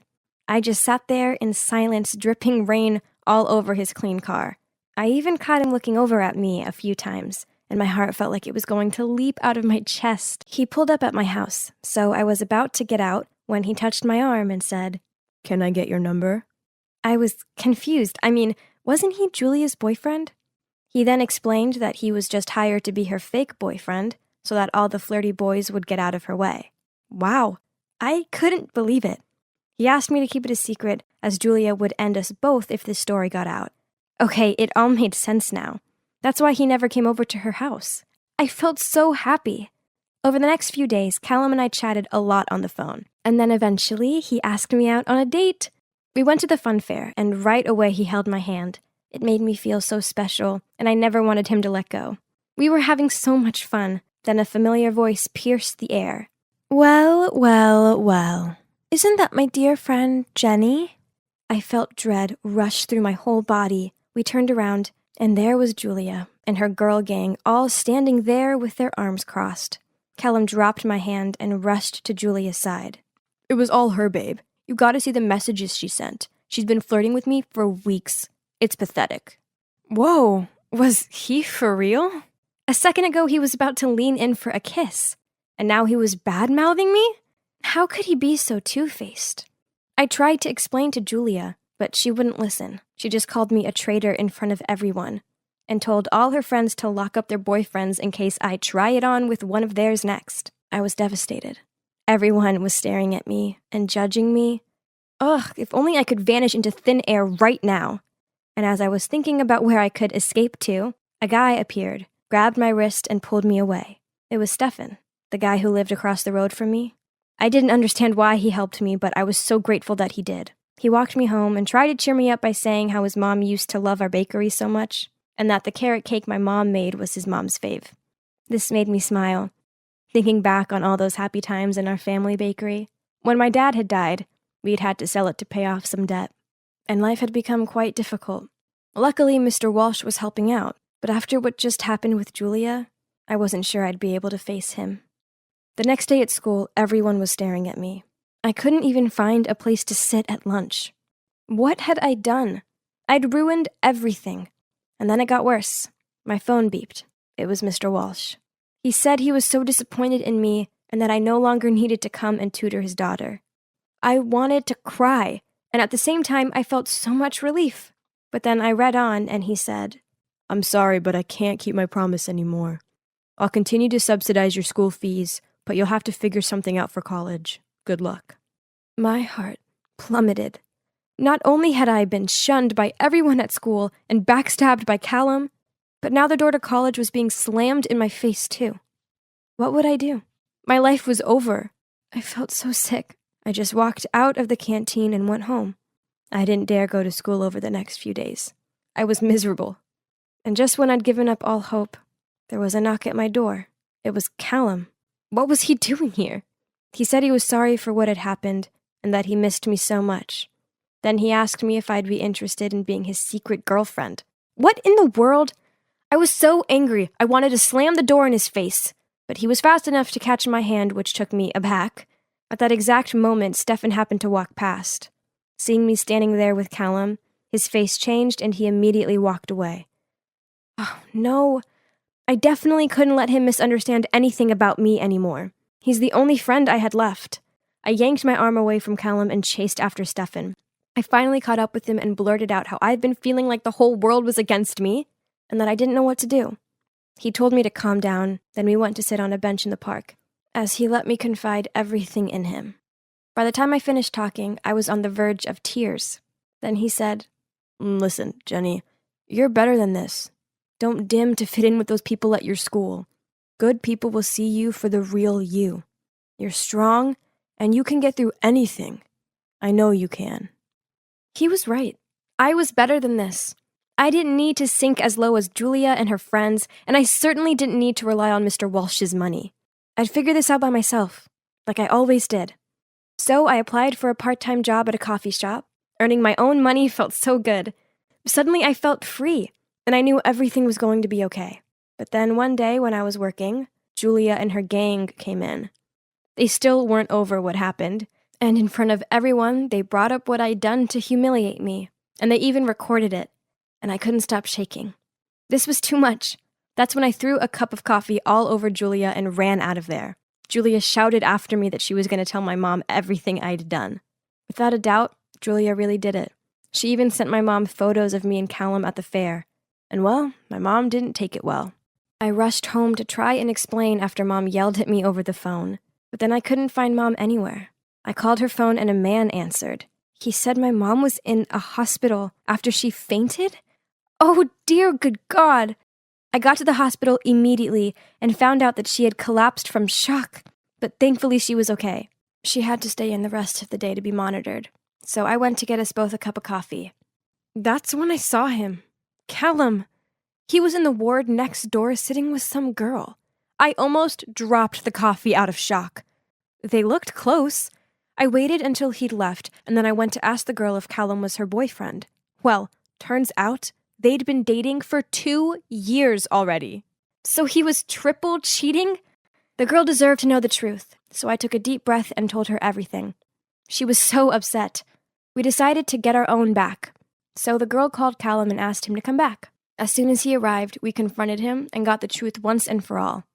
He was never Julia's real boyfriend. In fact, here's the shocking part.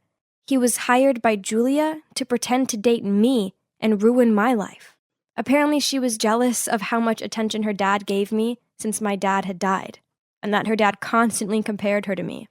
He kept apologizing to his girlfriend, saying how much he loved her, and that he only agreed to help Julia so that he could earn some money to help pay for her medical bills. I was stunned. Callum was so apologetic and said he'd come clean about everything. He posted it on the school forum to clear my name, and to everyone to see the ugly truth about Julia. And of course, when Mr. Walsh saw it, he made her come and apologize to me. And he also apologized himself and offered to pay my college fees again. Do you think I accepted his offer? Of course not. I was standing on my own feet now, and there was no going back. I didn't need anyone's help. So you might be wondering how I could afford college. Surely not on my coffee shop salary, right? Well, after graduating high school, I realized how much I missed the bakery. That was where I truly felt happy. So I decided to study to become a pastry chef, and now my mom and I have opened a new bakery. I've never been happier. And there's one last thing I want to share. Oh, in fact, here he is. Hey, Stefan, I've made your mom's fave. Let's go surprise her. I couldn't stop smiling as Stefan took the carrot cake, kissed my cheek, and we headed for his car. Life is so much more simple now, and sweet, and I love it. Sarah, it's about time you got married. What are you talking about? Get married? Not a chance. I'm still in school. Oh, give me a break. Marrying a rich guy will bring you more money than school ever will. Mom, I'm not like you. I actually like school. Now leave me alone. That was the conversation between my mom and I about 2 months ago. Well, look at me now. Here I am staying in one of the most luxurious villas in Boston. My name's Sarah, by the way, and I'm 16 and in high school. My life hasn't ever been normal. For starters, I don't have a dad, and my mom is totally irresponsible. choosing to spend any money we have on partying and men. Of course, she doesn't even have a job, so we rely on her latest fling to help support us. My mom has never really cared about me, so I just stay out of her life as well. She can do what she wants as long as I can do what I want, and what I want is to study really hard so that I can have a better life than hers. But as usual, she intervened in that plan, and 2 months ago she forced me to quit high school and get married. Obviously, I refused, and I even went on a hunger strike for a few days. But then one day she said, "Tomorrow, our two families will meet. If you don't rock up, I'll go to your school and tell them you're not coming back. But if you come, you can still go to school, at least until the wedding." Ugh, school. She's using what I love most against me, again, to force me to follow all of her ridiculous plans. Fine, I agreed. I mean, it was just a meetup. It's not like they could pressure me to get married right away, right? So the next day, I followed my mom to go meet Adam's family. I was shocked when I saw him. He was wearing a mask that covered half of his face, and he just sat there, not uttering a word, just staring at me without even blinking. Honestly, it was so creepy. His parents seemed nice, though, and they explained that he'd been in an accident when he was a kid, which had left him with a severe burn scar on his face. So he wore the mask to avoid scaring people off. I could see him watching me, waiting for my reaction. So I tried to smile back. I felt so bad for him. But at the same time, there was no way I wanted to spend my life with this guy. So I decided to put my plan into action. All I had to do was get his parents to disagree with the arrangement. So I acted as clumsy as possible. I wanted to give the worst first impression ever. As soon as the wine was poured, I leaned over and knocked his mom's glass all over her white dress. My mom looked mortified, but I didn't stop there. I ate with my hands and dropped food all over the table and kept chewing with my mouth wide open. But no matter how hard I tried, Adam's parents still seemed to like me, and I could see him slightly smirking at me. What did a girl have to do to put this family off? Clearly they were desperate. Near the end of the meal, they started discussing the engagement. Apparently, I'd move into Adam's family house so we could get to know each other. Then, if I could help Adam to feel less insecure, they'd let me finish high school before we had to get married. So didn't that mean they just wanted a friend for Adam? Someone to keep him company? It's not that bad. I guess I can do that then. So after the engagement, I moved into Adam's mansion. After school every day, I'd hang out with him and try to cheer him up. I'd play him my fave music, show him some epic movies, even try telling him jokes. But still, he barely smiled. He wasn't interested in anything I liked. Then one day I was struggling with my science homework when he passed by and decided to check out what I was doing. Suddenly he started chatting away, and I realized how much he loved chemistry and physics. He even offered to help me with my assignments. He was so passionate about those subjects, and this was a win-win because I'd finally found something we could discuss. He even started opening up to me. It was a start. I began to feel more comfortable around him. On one sunny day, I even asked Adam if he wanted to play a game of badminton. At first he refused, as he didn't like being outside, but I wouldn't stop begging until he said, "Fine. Have you played this game before?" "No." "Okay, then let me show you." I was so excited to teach Adam. Although I'm not great at hand-eye coordination, I'd been playing badminton a lot at school, so I felt pretty confident. Finally, I'd found something I was better at than him. Ha! Okay, so I spoke too soon. After a few missed serves, he somehow mastered the shuttlecock and kicked my ass. Why did you say you've never played this before? 'Cause it's the truth. I don't believe you. Adam just shrugged and then left me lying on the ground. He had to be bluffing. It's impossible for anyone to be that good the first time they do something. Ugh. But it was fun, I guess. Adam was growing on me, but I couldn't be around him 24/7 as I had classes to attend. And no cap, I was extremely happy that I still got to go to school. Plus, at school something incredible happened. One day I was walking through the schoolyard when I tripped over a can. Just as I was about to faceplant on the ground, a hand appeared and pulled me back up. We made eye contact, and I swear it was love at first sight. His name was Brian, and he's super handsome. From that moment on, we texted nonstop every day, and it wasn't long before he asked me to be his girlfriend. And of course I said yes. I was smitten, but I obviously had to hide it from Adam and his parents. One night, I was on the phone with Brian when suddenly a text from my mom arrived. In fact, ever since the engagement, she hadn't even been in touch. Maybe she was too busy spending the huge amount of money that Adam's parents had given her. Sarah, I really need some cash, just around $500. Can you please ask Adam if he can lend me it? What? How have you already spent the money his parents gave you? Stop asking questions, just get me that money, okay? Ugh, money, money, money. All she cared about was money. She didn't even ask if I was okay. I want to ask, can you get me some money? Money? For what? I need to pay for my tutoring class. I haven't had money to pay for the past few months. How much do you need? About $500. Okay, I'll tell the butler he'll give it to you later. Phew. That was easier than I thought. But Adam didn't ask twice about it. Was it because that amounts just nothing to a rich guy like him? Anyway, at least he'd said yes. That would shut my mom up for a bit. If only. A few days later, she texted me again. This time she wanted $3,000. Was she kidding me? I just ignored her. But she kept bombarding me with texts and calls. It went on for days. She wouldn't leave me alone. I didn't give in, though, until this photo was sent to my phone. It was of me and Brian holding hands and clearly in love. Turns out my mom had been so desperate for the money, she'd turned up at my school one day to talk face to face, and that's when she saw us together. She then threatened me and said that if I didn't get her the money, she'd tell Adam's family what I was up to. This terrified me, because then I'd have nowhere to go, and I wouldn't be able to go to school anymore. I couldn't let that happen. I had no other choice but to keep asking Adam for the money with my lame excuses. From buying books, to a relative who was ill and needed treatment, you name it, I'd use it. Every time I asked Adam, he looked at me like he was worried about me and asked if I was okay. This made me feel even more guilty, because it seemed like he genuinely cared about me. To make up for it, I'd bake him cookies, and even knit a cute sweater for him as a birthday gift. But then, a few weeks later, he asked if we could talk. As soon as I walked into his room, he threw a bunch of photos at me. They were all of me and Brian. I couldn't believe it. Did my mother betray me? But that's not the case. He told me how he'd had someone follow me because he felt I'd been acting weird. Not only had he discovered I was dating someone, he'd also found out that I'd been lying about the money and giving it to my mom. He was so disappointed in me. Please leave me alone. I don't want to see you anymore.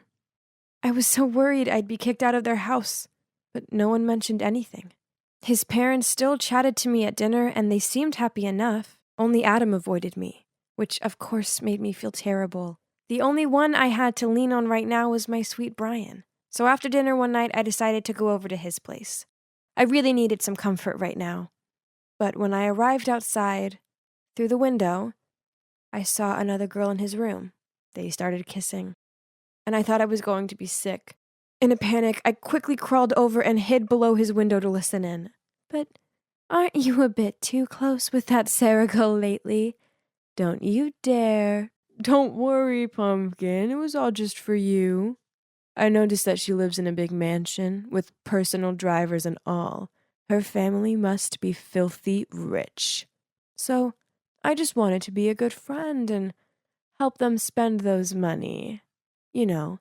And maybe that way, I could get you the new Chanel handbag that you always want. Oh, really, honey? So, how's it going? Well, a dud. Seems like she's the stingy kind of rich girl. Ugh, keeping every single nickel all to herself. How was I supposed to believe what I'd just heard? My heart was shattered into pieces, and I couldn't hold it in anymore. I stood up and put my face against the window. You're dumped! Brian looked so shocked to see me there, but I didn't wait to see if he had anything to say. I just ran home in tears and locked myself in my room. Sarah, open the door. Do you know how many days you haven't eaten for? Sarah, open the door. If not, I will send someone to break the door down. Oh God, are you okay? What's going on? Nothing. I'm sorry. Sorry for lying to you all this time. I didn't mean to. Suddenly, Adam hugged me and said, It's okay. Don't cry. Now can you just tell me what happened?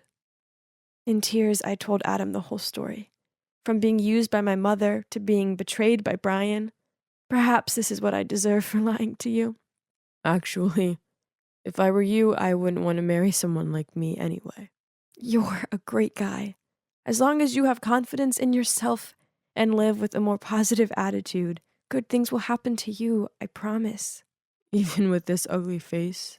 I looked up at Adam and, oh my gosh, the burn scar on his face. It was worse than I thought it would be. I reached out to touch it.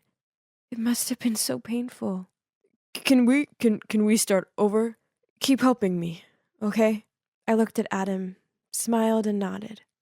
So after that day, I continued to stay at Adam's house and help him get out of the isolated, self-deprecating life he'd been living.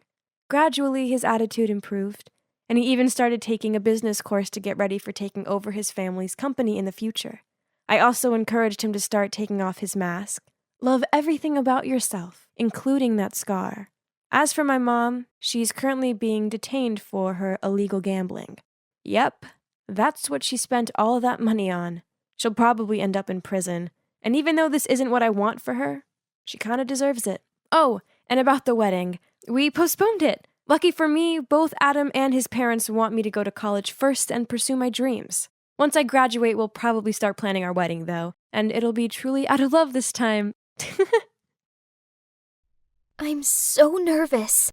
You see, today is my first day of school ever. That's right. I'm Heather. I'm 15 years old, and I've never stepped foot inside of a school before. This is because my dad's a scientist and my mom's a writer, so they really cared about my education and worried that the elementary and middle schools in our town wouldn't be good enough. So my mom homeschooled me. Honestly, it was great. I really enjoyed learning about all kinds of different topics, especially literature. But then when I watched TV shows about high schools like The Kissing Booth or High School Musical, I felt a pang in my chest. I was missing out on so many things like having friends and talking to boys. I desperately wanted what those girls on TV had. So I begged my mom to let me go to high school. It took a lot of persuading and fake tears, but she agreed eventually. I was so excited! Finally, I'd get to experience school firsthand instead of living it vicariously through my favorite TV characters. Oh my god, what should I wear? What would I talk about? How would I make friends? This was actually happening! I could barely sleep the night before, and instead, I took the whole night to prepare myself. This was an important milestone in my life. So here I am, walking down the street to the bus station. Whoa, I've never seen so many people my age before. This is like a dream come true. I spotted an empty seat next to this girl, so I walked over with a smile. Excuse me, can I sit here? The girl looked me up and down, rolled her eyes, then put her bag on that seat. Sorry, it's already taken. Okay, that's fine. I'll sit alone in the back then. No problem. The girl must have gotten up on the wrong side of the bed or something. But, well, turned out it wasn't just the girl on the bus who'd gotten out of bed the wrong way. Because as soon as Mrs. Hickson, my English lit teacher, introduced me to everybody in class, I could see that everyone was giving me weird looks too. Were they making fun of me? But why? Did I have jam on my face? Mrs. Hickson showed me to my seat, and the class began. By now, you've all had plenty of time to finish reading The Great Gatsby. Aw, I adore that novel. Throughout the novel, Fitzgerald continuously references a green light that Gatsby keeps on reaching for. Can anyone tell me what the green light symbolizes? I looked around, expecting to see everybody raise their hand. But to my shock, they were all staring down at their desks to avoid eye contact with Mrs. Hickson. Huh? But why? This was so easy. Suddenly, Mrs. Hickson said, No one, huh? Well, how about you, Kelly? Everybody turned and looked at a girl who was adjusting her fake eyelashes in her compact mirror. Kelly continued fiddling with her eyelashes as she replied, doesn't a traffic light have a green light? So, duh, it means that he can cross the street. What? I burst out laughing, but then everyone turned to look at me. Oh, snap! Why was I the only one laughing? I mean, her answer was totally hilarious. Mrs. Hickson walked towards me. Oh no, was I in trouble? Heather appears to be the only one here who understands why Kelly's answer was ridiculous. Can you explain this to your classmates? The color green in itself illustrates the idea of greed and money, being a symbol of Gatsby's desire for Daisy. Gatsby already has everything anyone could dream for, but still, he is chasing after this light, or, in other words, chasing after the love of his life, Daisy. Mrs. Hickson gave me a satisfied smile, patted me on the shoulder, and then she said, "That's correct. Very good, Heather." Suddenly, someone coughed out the word, "Nerd!" Everybody started to laugh. Seriously? How could they laugh at this, but not Kelly's foolish answer? "Quiet!" Mrs. Hickson then turned to Kelly and said, "Perhaps if you used your eyes to actually read a book, instead of only using them to wear fake eyelashes, then Heather here wouldn't need to help you." Kelly glanced over at me, so I smiled at her. But, why was she giving me a dagger look? Did I do something wrong? After class was over, I was sticking cute pictures in my locker when Kelly and her two friends, Samantha and Brittany, appeared next to me. "Heather, right?" "Yeah, that's right." "Oh my God, your sweater is... Oh, do you like it? My mom... So ugly. Why are you even wearing one? It's not even cold. Is your mirror busted or something? Why else would you choose to wear such an awful outfit?" Then the three of them started to laugh. "What do you mean? I dress just like Jess in New Girl. She looks amazing, doesn't she?" This made them laugh even louder. While I was still feeling confused about what just happened, a girl named Taylor walked over. "Hi, I overheard what you were talking about. Actually, New Girl ended a few years back, so her style is kinda outdated. Try watching Emily in Paris. That's the trend nowadays." Oh God, I didn't think of that. No wonder the girl on the bus. Oh wait, no wonder everyone at school was giving me awkward looks. They must be thinking I came from the past or something. And you should be careful. Kelly and her gang like to tease others, and I think you're their new target. Oh, so Kelly's stare earlier in class wasn't just a regular stare. But so what? Thanks, but I'm not afraid of them. I know this type of mean girl. They're all bark and no bite. So that night, I binge-watched Emily in Paris. It's très chic. I studied the fashion style and mixed up some outfits. I looked at myself in the mirror and, oh my, I really did look different. The next day at school, no one was giving me funny looks. How about that? Taylor's advice was really helpful. By the end of the first week, I'd established myself as most of the teacher's favorite student. It sounded great, right? But trust me, it wasn't. Every time a teacher praised me, Kelly and her friends gave me dirty looks. Then I found a note stuck to my locker that said, "You weirdo."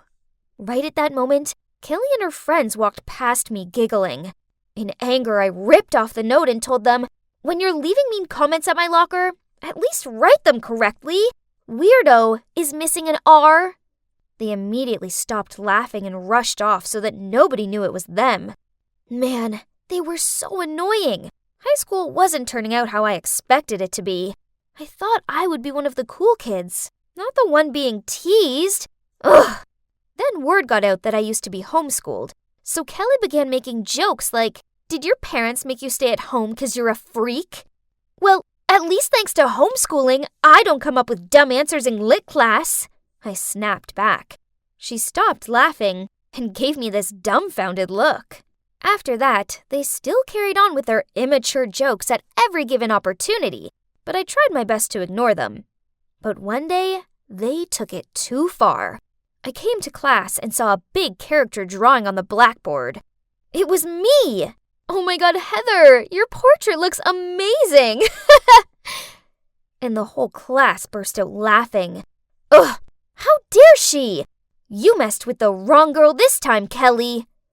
That afternoon, I went home and was persistent to find a way to get payback on the mean girls. Bingo! I took out my laptop and began frantically working. After just one night, I managed to hack all their social media accounts, including their iCloud, and found a lot of good stuff. So the next time they mess with me, I'll be prepared. And it didn't take long until Kelly's friends stopped me in the hallway again. Ugh, could your skirt be any longer? Yeah, your grandma called. She wants her clothes back. Suddenly, everyone gathered around us to see what was going on. Good timing. Now we had an audience. Let's give the mean girls a taste of their own medicine. Beautiful hair, Samantha. Tell me, how often do you have to dye it so that nobody knows you're actually a redhead? What did you say? Oh, and Brittany, nice nose job. What? Everybody shockingly turned to look at Samantha's beautiful blonde hair and Brittany's nose. How? Brittany stuttered out before she grabbed Samantha's arm and they fled the scene. Yep, I've learned all about their embarrassing past through the pictures I've hacked last night. After that, Samantha and Brittany didn't dare to bother me, but the three of them were still teasing other people. Then I couldn't hold my frustration anymore when I saw them making fun of Taylor. Hey, leave her alone! Kelly turned around smirking. Didn't your parents teach you that it's rude to interrupt people when they're talking? Or do they have weird opinions on that, too? Oh, so that's how she wants to do it. Fine by me. Bring it on. Well, talking of parents, how are your parents doing, Kelly?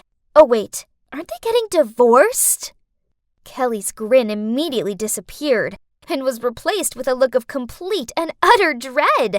Then she just ran away without saying anything, leaving her friends shocked as well. That's right. I saw a really long private post about her parents getting divorced on Facebook. That must be her way to express her thoughts. But her bad. It kinda backfired. After the mean girls left, Taylor thanked me, and some of the other students gathered around me and praised me for standing up against Kelly and her clique. From then on, the mean girls avoided me like the plague. And just like that, I went from the nerdy homeschooled girl to the cool, popular girl who had the guts to stand up against the mean girls. It felt incredible. Then one day, I went to the bathroom during a class, and I heard someone in the stall crying. She was talking on the phone. Please, Mom, don't get divorced. Can't you and Dad try to make it work? For me? Oh, man. Could it be Kelly? As I was washing my hands, the stall door opened, and just as I thought, a red-eyed Kelly walked out. As soon as she saw me, she wiped away her tears and gave me a dirty glare. At that moment, I didn't feel good. I felt the complete opposite. I never realized that it was so hard for her. Making her feel bad didn't make me feel good. It made me feel bad too. Kelly, I'm sorry about your parents. But she just snorted, then went to leave. I grabbed her arm. Please, Kelly, I didn't mean to hurt you. Kelly looked me in the eyes and said, But you did! I know. I'm sorry. I wasn't thinking straight. I kept apologizing to her, and after a while she eventually said, Well, I suppose I was kinda mean to you too. We ended up talking, and she told me that she teased people to make her feel better about her family situation, which she was struggling to deal with. So I opened up to her about how nervous I was about starting school. We actually had a great talk, and the air was cleared between us. So, you see, from that moment on, things between me and the mean girls were great. Oh, wait, they aren't the mean girls anymore, just simply Kelly, Samantha, and Brittany. They learned that their actions towards me and other students weren't cool, and they finally understood how it felt like being laughed at, so they don't do it to anyone else anymore. So, in the end, high school turned out to be pretty amazing, just like I imagined it to be, but even better!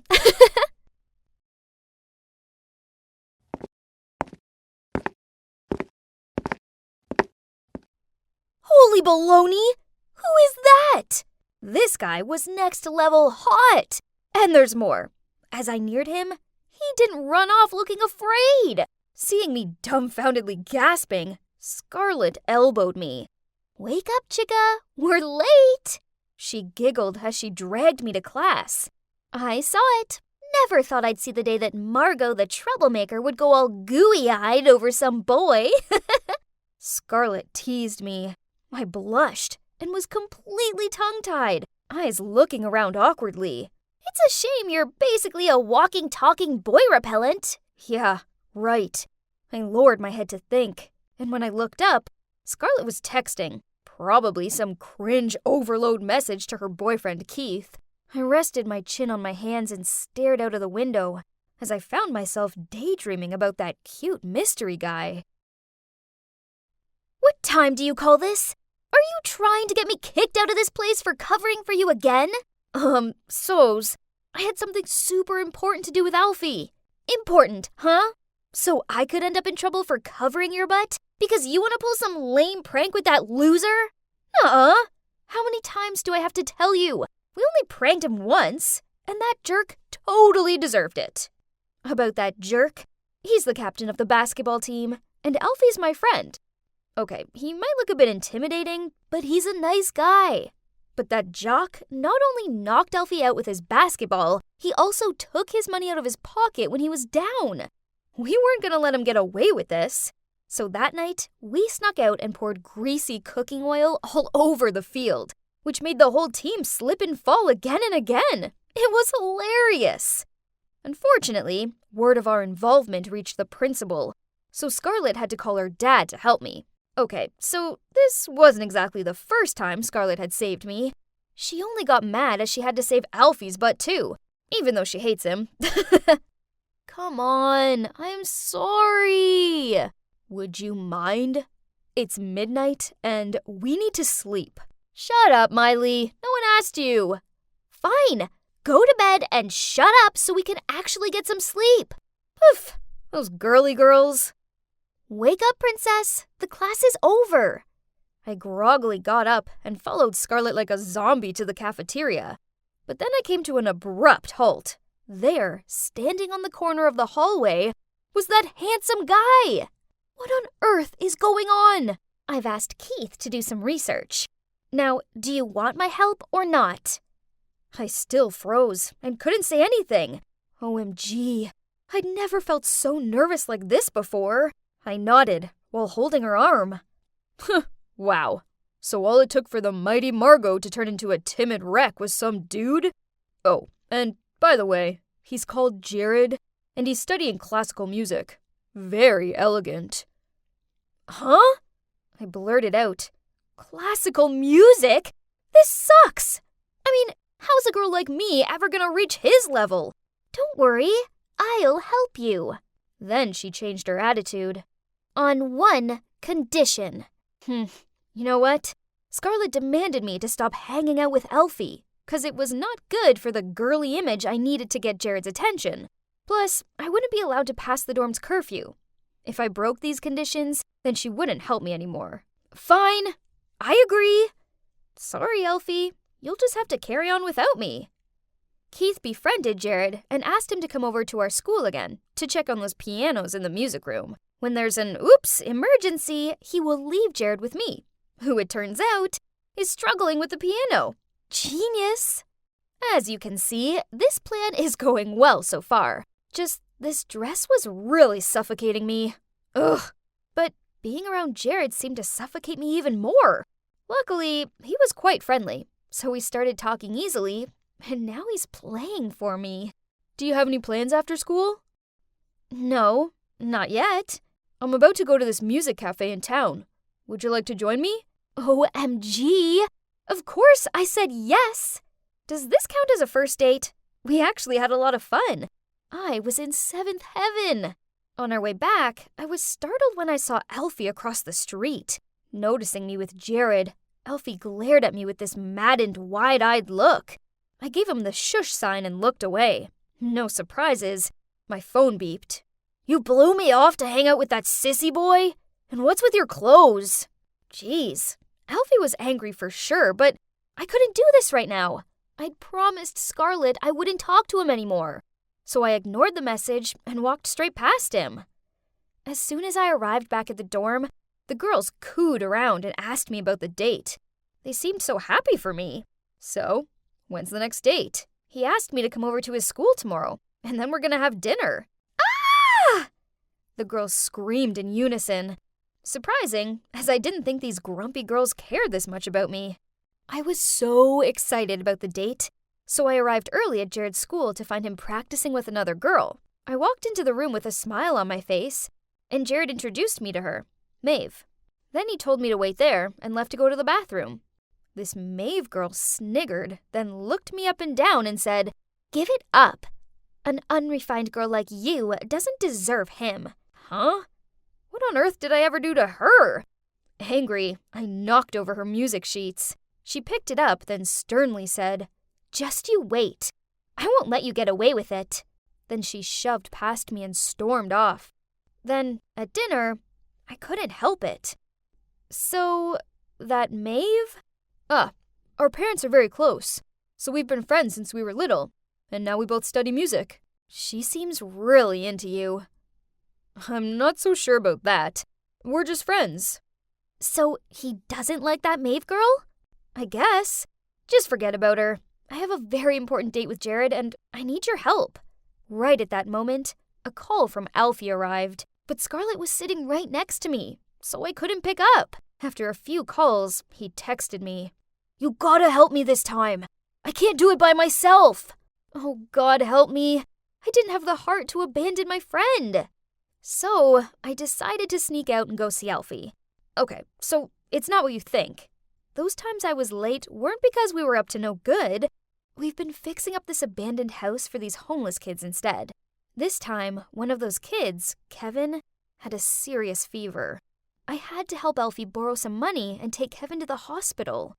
I tried to be deadly quiet as I crept into the dorm room, but I swear Scarlett is the lightest sleeper in existence. And sure enough, she was there waiting for me. "Oh, hi Margot. It's nice of you to join us." "Yeah, sorry. It was, an emergency." "You just can't help yourself, can you? You broke our agreement to go hang out with that thug friend of yours. I'm not helping you ever again." This sucked. It looked like I was on my own. This is it. My big date with Jared. His dad's the conductor here, and from what I can gather, that's a massive deal. Without Scarlett to help me find the right dress for this event was a nightmare. Oh man, everyone looked so luxurious and classy. I felt like a sore thumb. This obviously wasn't the world I belonged to. But Jared's gentle smile soothed me down a lot. But soon, Maeve was coming towards us. Ugh. "Jared, darling, congrats! I think this concert will be amazing." "Oh, it's you again. Nice dress." Ugh! She was really pulling on my leg. But stay calm. Now breathe. Breathe. Then they both talked about Mozart, Beethoven. I didn't understand a thing, as well as the whole concert. I didn't understand either. Afterward, Jared led me over to his parents. OMG, this was scary. I gave them the bouquet of flowers I've prepared and congratulated them on the concert. Luckily, they both seemed really friendly and were really content with my gift. But then Maeve appeared and hugged Jared's mom. "Jared, it's lovely to be around such polite girls." Smirking, Maeve replied, "I wouldn't be so sure about that. Margot here likes hiding her true personality." Okay, so I may have failed to keep my cool and blurted out some bad words. Oops. Jared and his parents looked shocked by this, but before I could try and rectify the situation, Maeve pulled out her phone and waved around a photo of me with Alfie.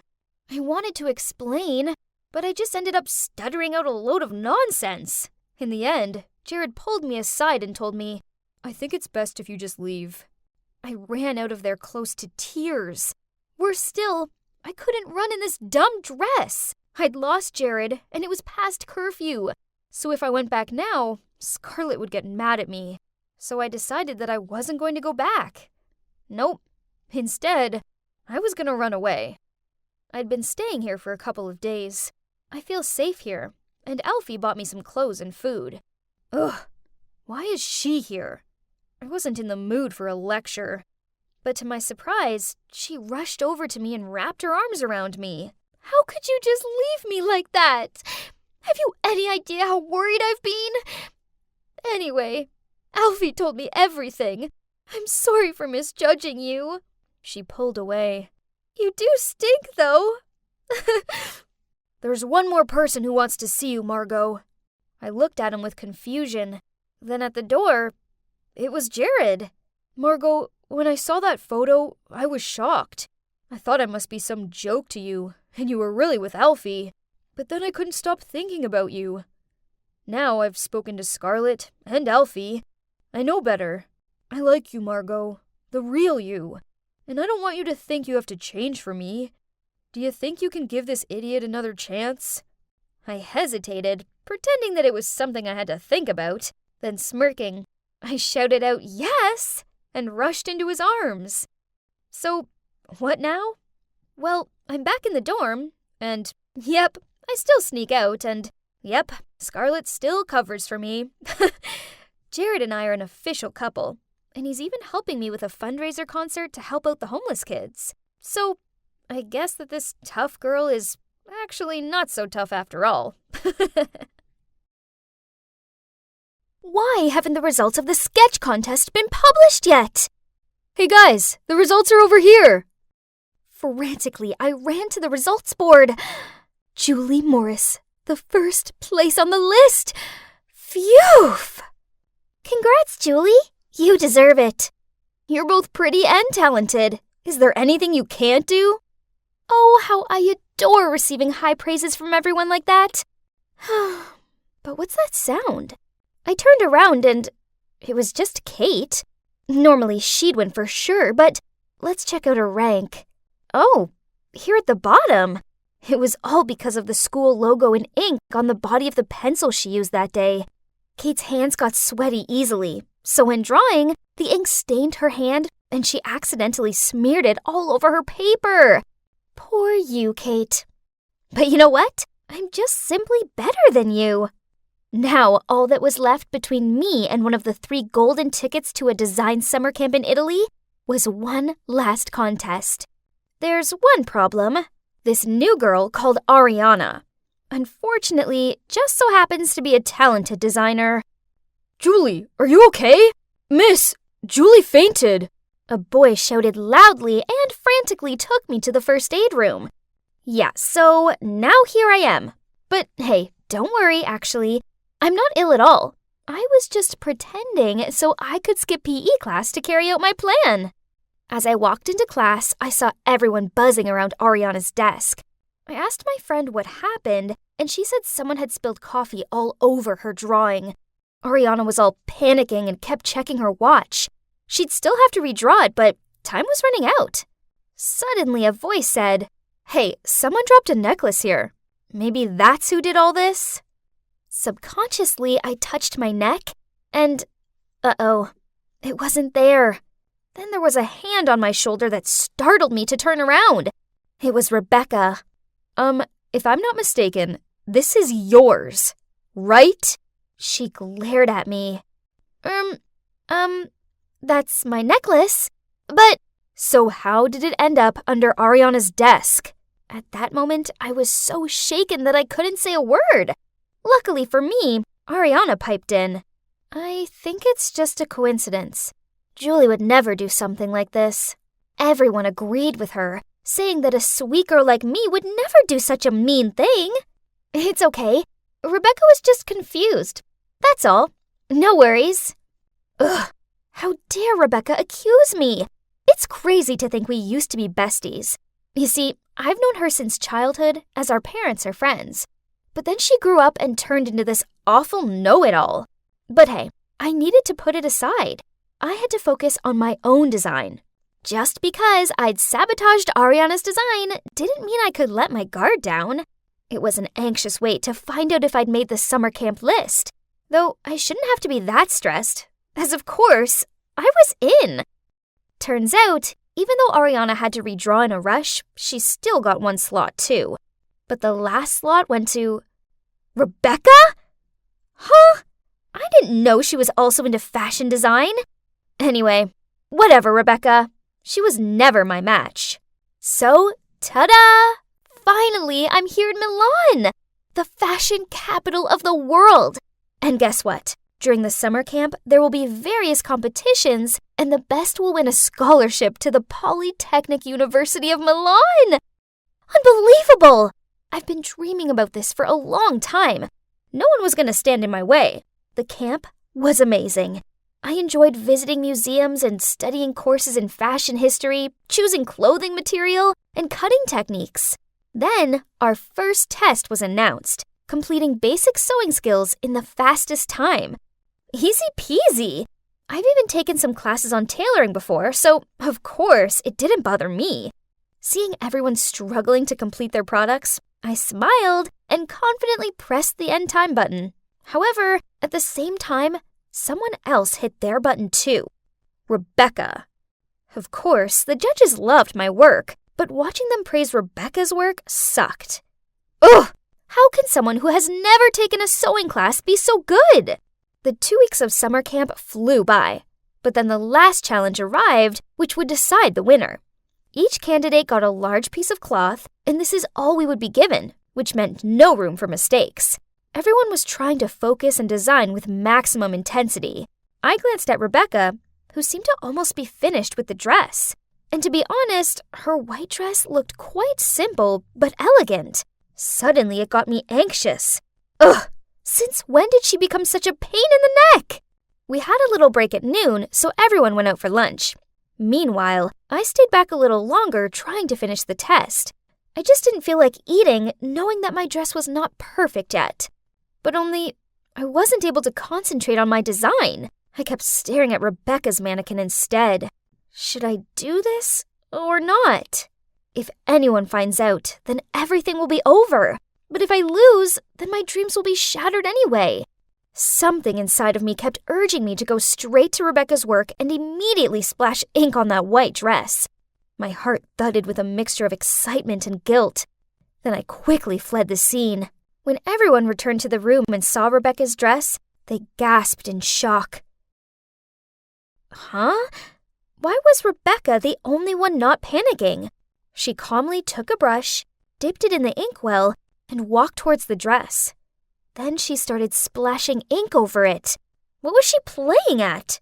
My question was immediately answered when a very unique ink-patterned dress appeared in front of my eyes.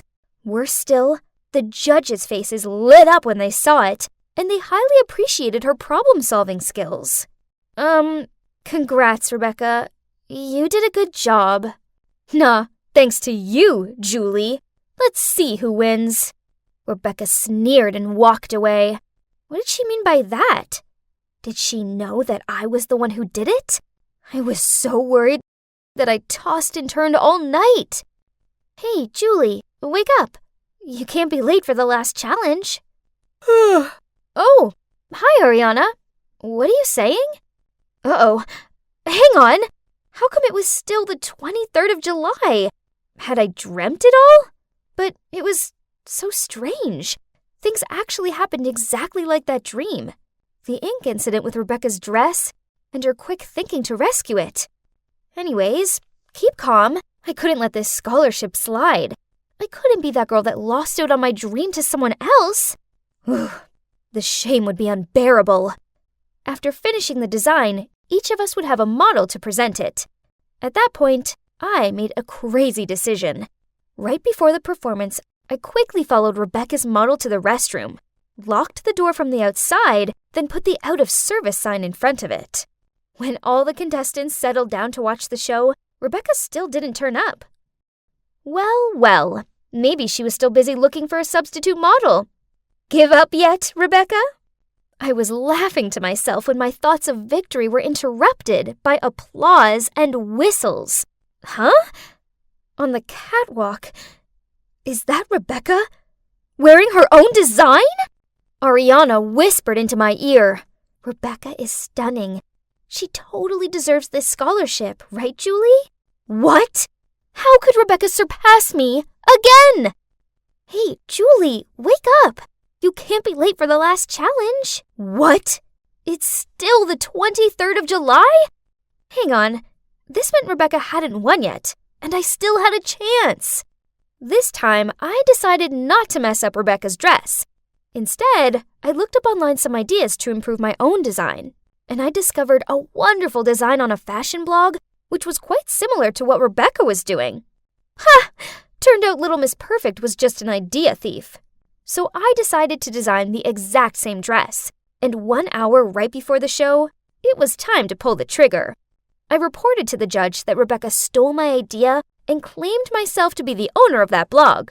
But instead of any sign of panic, a smirk lit up on Rebecca's face as she turned to me and said, "Game over, Julie." Then she went straight to the judge. I didn't know what she told them, but they disqualified me right after. Excuse me? I couldn't breathe or think or anything. I pointed at Rebecca and yelled, "She's the thief! There's something wrong here!" Then Rebecca calmly approached me. "Nice try, Julie, but your dirty tricks won't fool me. I know it was you that ruined Kate and Ariana's projects. And guess who is the real owner of that blog? Yep, me." I stared at her in shock as she continued to talk about the real reason why she stopped being friends with me. She said it was all because of my jealousy, which had turned me into such a mean girl. "Julie, you're beautiful and talented. You need to believe in your own abilities instead of sabotaging other people's work. Don't be that type of person." I woke up sweating. I reached for the phone and it was still the 23rd of July. Ugh! Would this day please be over already? But maybe this was good, as this meant I had a chance to put things right. Lunchtime arrived, and I lingered behind and looked at Rebecca's perfect dress. I hovered my hand over the ink bottle, but then I left it where it was. Sighed, then walked back over to my own dress. So, what happened? Well, Rebecca still won, but you know what? It's okay. I tried my best, I didn't cheat, and, well, Rebecca's dress was a worthy winner. After the competition, I saw some of the other girls congratulating Rebecca, so I walked over and tapped her on the shoulder, and giving her a sincere smile said, "I just wanted to say congrats. Your design's amazing." "Thanks, Julie. I really love your dress too. Your stitching was so precise." Okay, so I didn't win, but I did learn a valuable lesson. I should always give 100% in what I do, instead of wasting so much time and energy trying to ruin things for other people. Oh, and about that time loop, I put it down to competition stress. I think it must have made me feel like I was stuck in a dream world until I learned the error of my ways. Finally, I found inner peace, and I'm finally out of that dream. I have to admit, I did whoop when I woke up, and it was finally the 24th of July. "Emma, your teacher, Mrs. Holm, called again. She said your grades are appalling and you don't pay attention in class. Why can't you be more like your sister?" Yawn. Not this speech again. It's been like this ever since I started elementary school. In my mom's eyes, only my sister, Evelyn, inherited our dad's intelligence, while I'm just the senseless member of the family. Ugh, as if. She's only good with useless books. Bet she doesn't know anything practical, like how Dad's Ethernet company works and such. But whatever, I don't care. "I'm full," I announced as I got up and went to my little headquarters, the garage. I was busy working on my own personal project, so I didn't have time to give a hoot about who my mom's favorite child is. Oh, you must be wondering what I'm working on. Well, this device broadcasts Wi-Fi. Sounds familiar, right? But my device is able to broadcast across the entire city. Not only that, the connection is stronger and much more stable than the Wi-Fi people use at home. And it's more convenient without all the cables and stuff. This is without a doubt my proudest work ever. And what a coincidence that a few days earlier at school, Mrs. Holm announced that for the first time, the school was organizing an invention contest. Normally, I give school activities a miss, but this time was different. This contest could be fun, right? There was no time to waste, so I put all my spare time, day and night, into making my invention contest ready. And you won't believe what happened. I won first prize. And that's not all. One of the judges, Mr. Johnson, was so interested in my invention that he offered to invest in it. At first, I was kind of scared and hesitated to agree because, I was still in high school. But this was an opportunity of a lifetime, so how could I deny it, right? So after that, Mr. Johnson sorted out a manufacturing company and office space for me downtown. This is cool, but I prefer to work in my garage. It's just more convenient that way, with me still being at school and all. I upgraded my device and launched it to the public. And you know what? It was a huge success. Pretty much everybody in the city got rid of their old, laggy Wi-Fi devices and accessed mine. Then one day, I got a call from the local news channel asking to interview me and my family at home. Oh my god, yes! Oh, there's just one snag. I hadn't told my family about it yet because, I don't know. Maybe I just know there's no way they'd believe me? Like the time I got an A in my physics exam, and my mom instantly asked if I cheated. But, well, whatever. This is much bigger than that. So I quickly ran downstairs to the living room and excitedly told my family that the invention benefiting the town was mine. But Mum and Evelyn burst out laughing. So you're telling me that this Wi-Fi, which is broadcasting across the entire city, is your invention? Yeah, Mum, it's mine.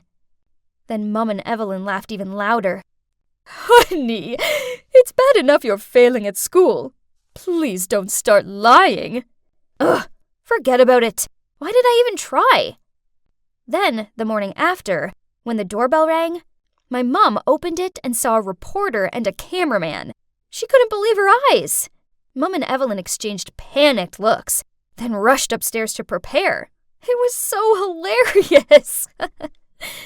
The hysterics continued as they interviewed my parents. I watched my nervous, sweaty dad stand there like an awkward statue, while Mom began bragging about me like, as soon as Emma was born, I knew she was a genius like her dad. I always encourage her to pursue her dreams. Jeez, and the Oscar goes to my mom. I didn't know she could act that well. To be honest, since I could remember, Mom never said anything nice about me. Ever. But now that she knew I was the mastermind behind the town's Wi-Fi, she would probably treat me differently, right? Wrong. Then one night I came downstairs for a glass of milk and overheard Mom and Dad talking in the living room. Emma is such a selfish child. How badly will this affect your business? The truth is, the company's going through tough times. But don't worry, we're trying everything we can. Huh? Did I do something? And what's wrong with Dad's company? I tried to eavesdrop more, but suddenly I heard my dad standing up from the couch, so I quickly ran upstairs to my room. The next day, Dad forgot to take his lunch with him to work, so Mom asked me to take it over. But when I got to his company floor, it was deserted. Huh? Where was everybody? Did everybody get a day off or something? But that couldn't be it, right? That evening, over dinner, I asked Dad. I went to your office at midday, but not a single person was there. What's going on? Mom suddenly put her cutlery down and gave Dad a shocked look. Is what Emma just said true? Dad lowered his head and sighed out. Yes, it's true. I temporarily shut the company last week. I didn't want you all to worry, so I didn't tell you. I'm sorry. What? How could you? You said you would fix it. That's when it hit me. But I deeply prayed it wasn't the truth. So I asked him, is it because of my device? Dad didn't answer me. He just glared sadly down at his dinner. But I knew what his silence meant. I was right. Suddenly, Evelyn stood up and screamed in my face. It's all your fault! You invented that stupid device, and now Dad's business is at stake. That's so typical of you. You never think before you act. Then she stomped off upstairs. I just sat there speechless. I just wanted my family to be proud of me, but instead, it seemed like they despised me more than ever. Then Dad turned to me and softly said, Emma, this isn't your fault. I was kind of waiting for my mom to say something. Anything at all. But she didn't. She just cleaned up the table. I felt really bad about what happened to Dad. But hey, now I had to work even harder so I could provide for my family, right? After that, Mom completely ghosted me. As for my sister, whenever our paths crossed, she gave me a dagger look and muttered out mean comments like, "Let's see how long it takes for your precious business to fail." I tried to ignore her, but then she took it too far. One Sunday, I was in my garage working away when suddenly I heard loud noises coming from outside. I opened the garage door to see a crowd of people holding signs saying, "We lost our jobs because of you," and "No job, no future." My God, they were protesters. I think they were from my dad's office. Wait a minute. I spotted a familiar face. Evelyn? She was holding a big sign saying, "My dad lost his job because of you." Eventually, Dad came out and dispersed the crowd. Then he called an emergency family meeting. "How could you do that to me?" The correct question would be, how could you do that to Dad? Thanks to you, dozens of people have lost their jobs. You're making people's lives miserable. Enough, both of you. Evelyn, what you did was wrong. Families are supposed to support each other. But Dad, Didn't you just hear what I said? Evelyn gave me a dirty look. Then she ran off to her room. I looked at Mum, who was leaning against the wall with her arms folded. Did she agree with what Evelyn did? Or was she on my side? My God, please say something. But to my surprise, after that, my mother started talking to me again, and she was actually being nice. She even started cleaning my room and workspace. Whoa, this was new. Had she finally accepted me? Then one day, I received tons of emails complaining about my Wi-Fi. It took me all day, but I finally found the cause of the problem. My laptop. Somebody had tampered with it. It didn't take a genius to figure out who it was. Evelyn, duh. But I needed proof, so I set up a trap. The next evening, when everybody was having dinner, I ran downstairs, quickly grabbed a piece of bread and said, "I need to go run some errands. Oh, and can you please stay out of the garage, as I'm uploading some important files?" Mum and Dad nodded and smiled at me. Evelyn, on the other hand, just rolled her eyes and continued eating. Well, at least I knew my plan was in motion. I walked outside and hid behind the bushes. So, what's my plan, you ask? Well, I set up my laptop so that when anyone opened it, it would automatically send a notification to my phone and turn on the camera so I could see who it was. I waited for an hour, but still nothing. Then suddenly, my phone beeped. Somebody was opening my laptop. They hadn't switched the light on yet, so it was too dark to see them, but I was 100% sure who it was. Time to expose. What are you doing sneaking out here? Evelyn? What was she doing out here? Wait, if Evelyn was here, then who was it in the garage?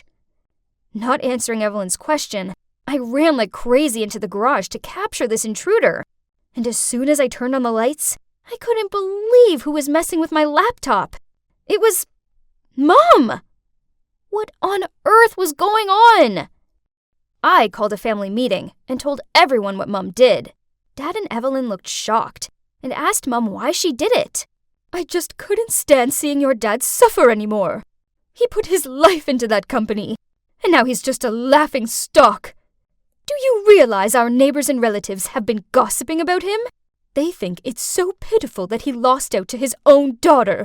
So I did what any self-respecting wife would do." Was she serious? Why didn't she just talk to me? All I ever wanted was for her to talk to me. Nothing else. But no, she decided to go behind my back and try to sabotage my business instead. After her betrayal, I'd had enough. So I didn't speak to her and avoided her as much as possible. It was one thing for Mum to be cold towards me, but I never thought she was capable of doing this. This went on for weeks, and it got kinda tedious. Trust me, it's no fun trying to avoid someone in your own home. But then one day, I arrived back from school and saw Dad sitting in a corner in the living room, repairing his PC. Geez, he looked so miserable. That's when the truth hit me. This was his passion, and I took it away from him.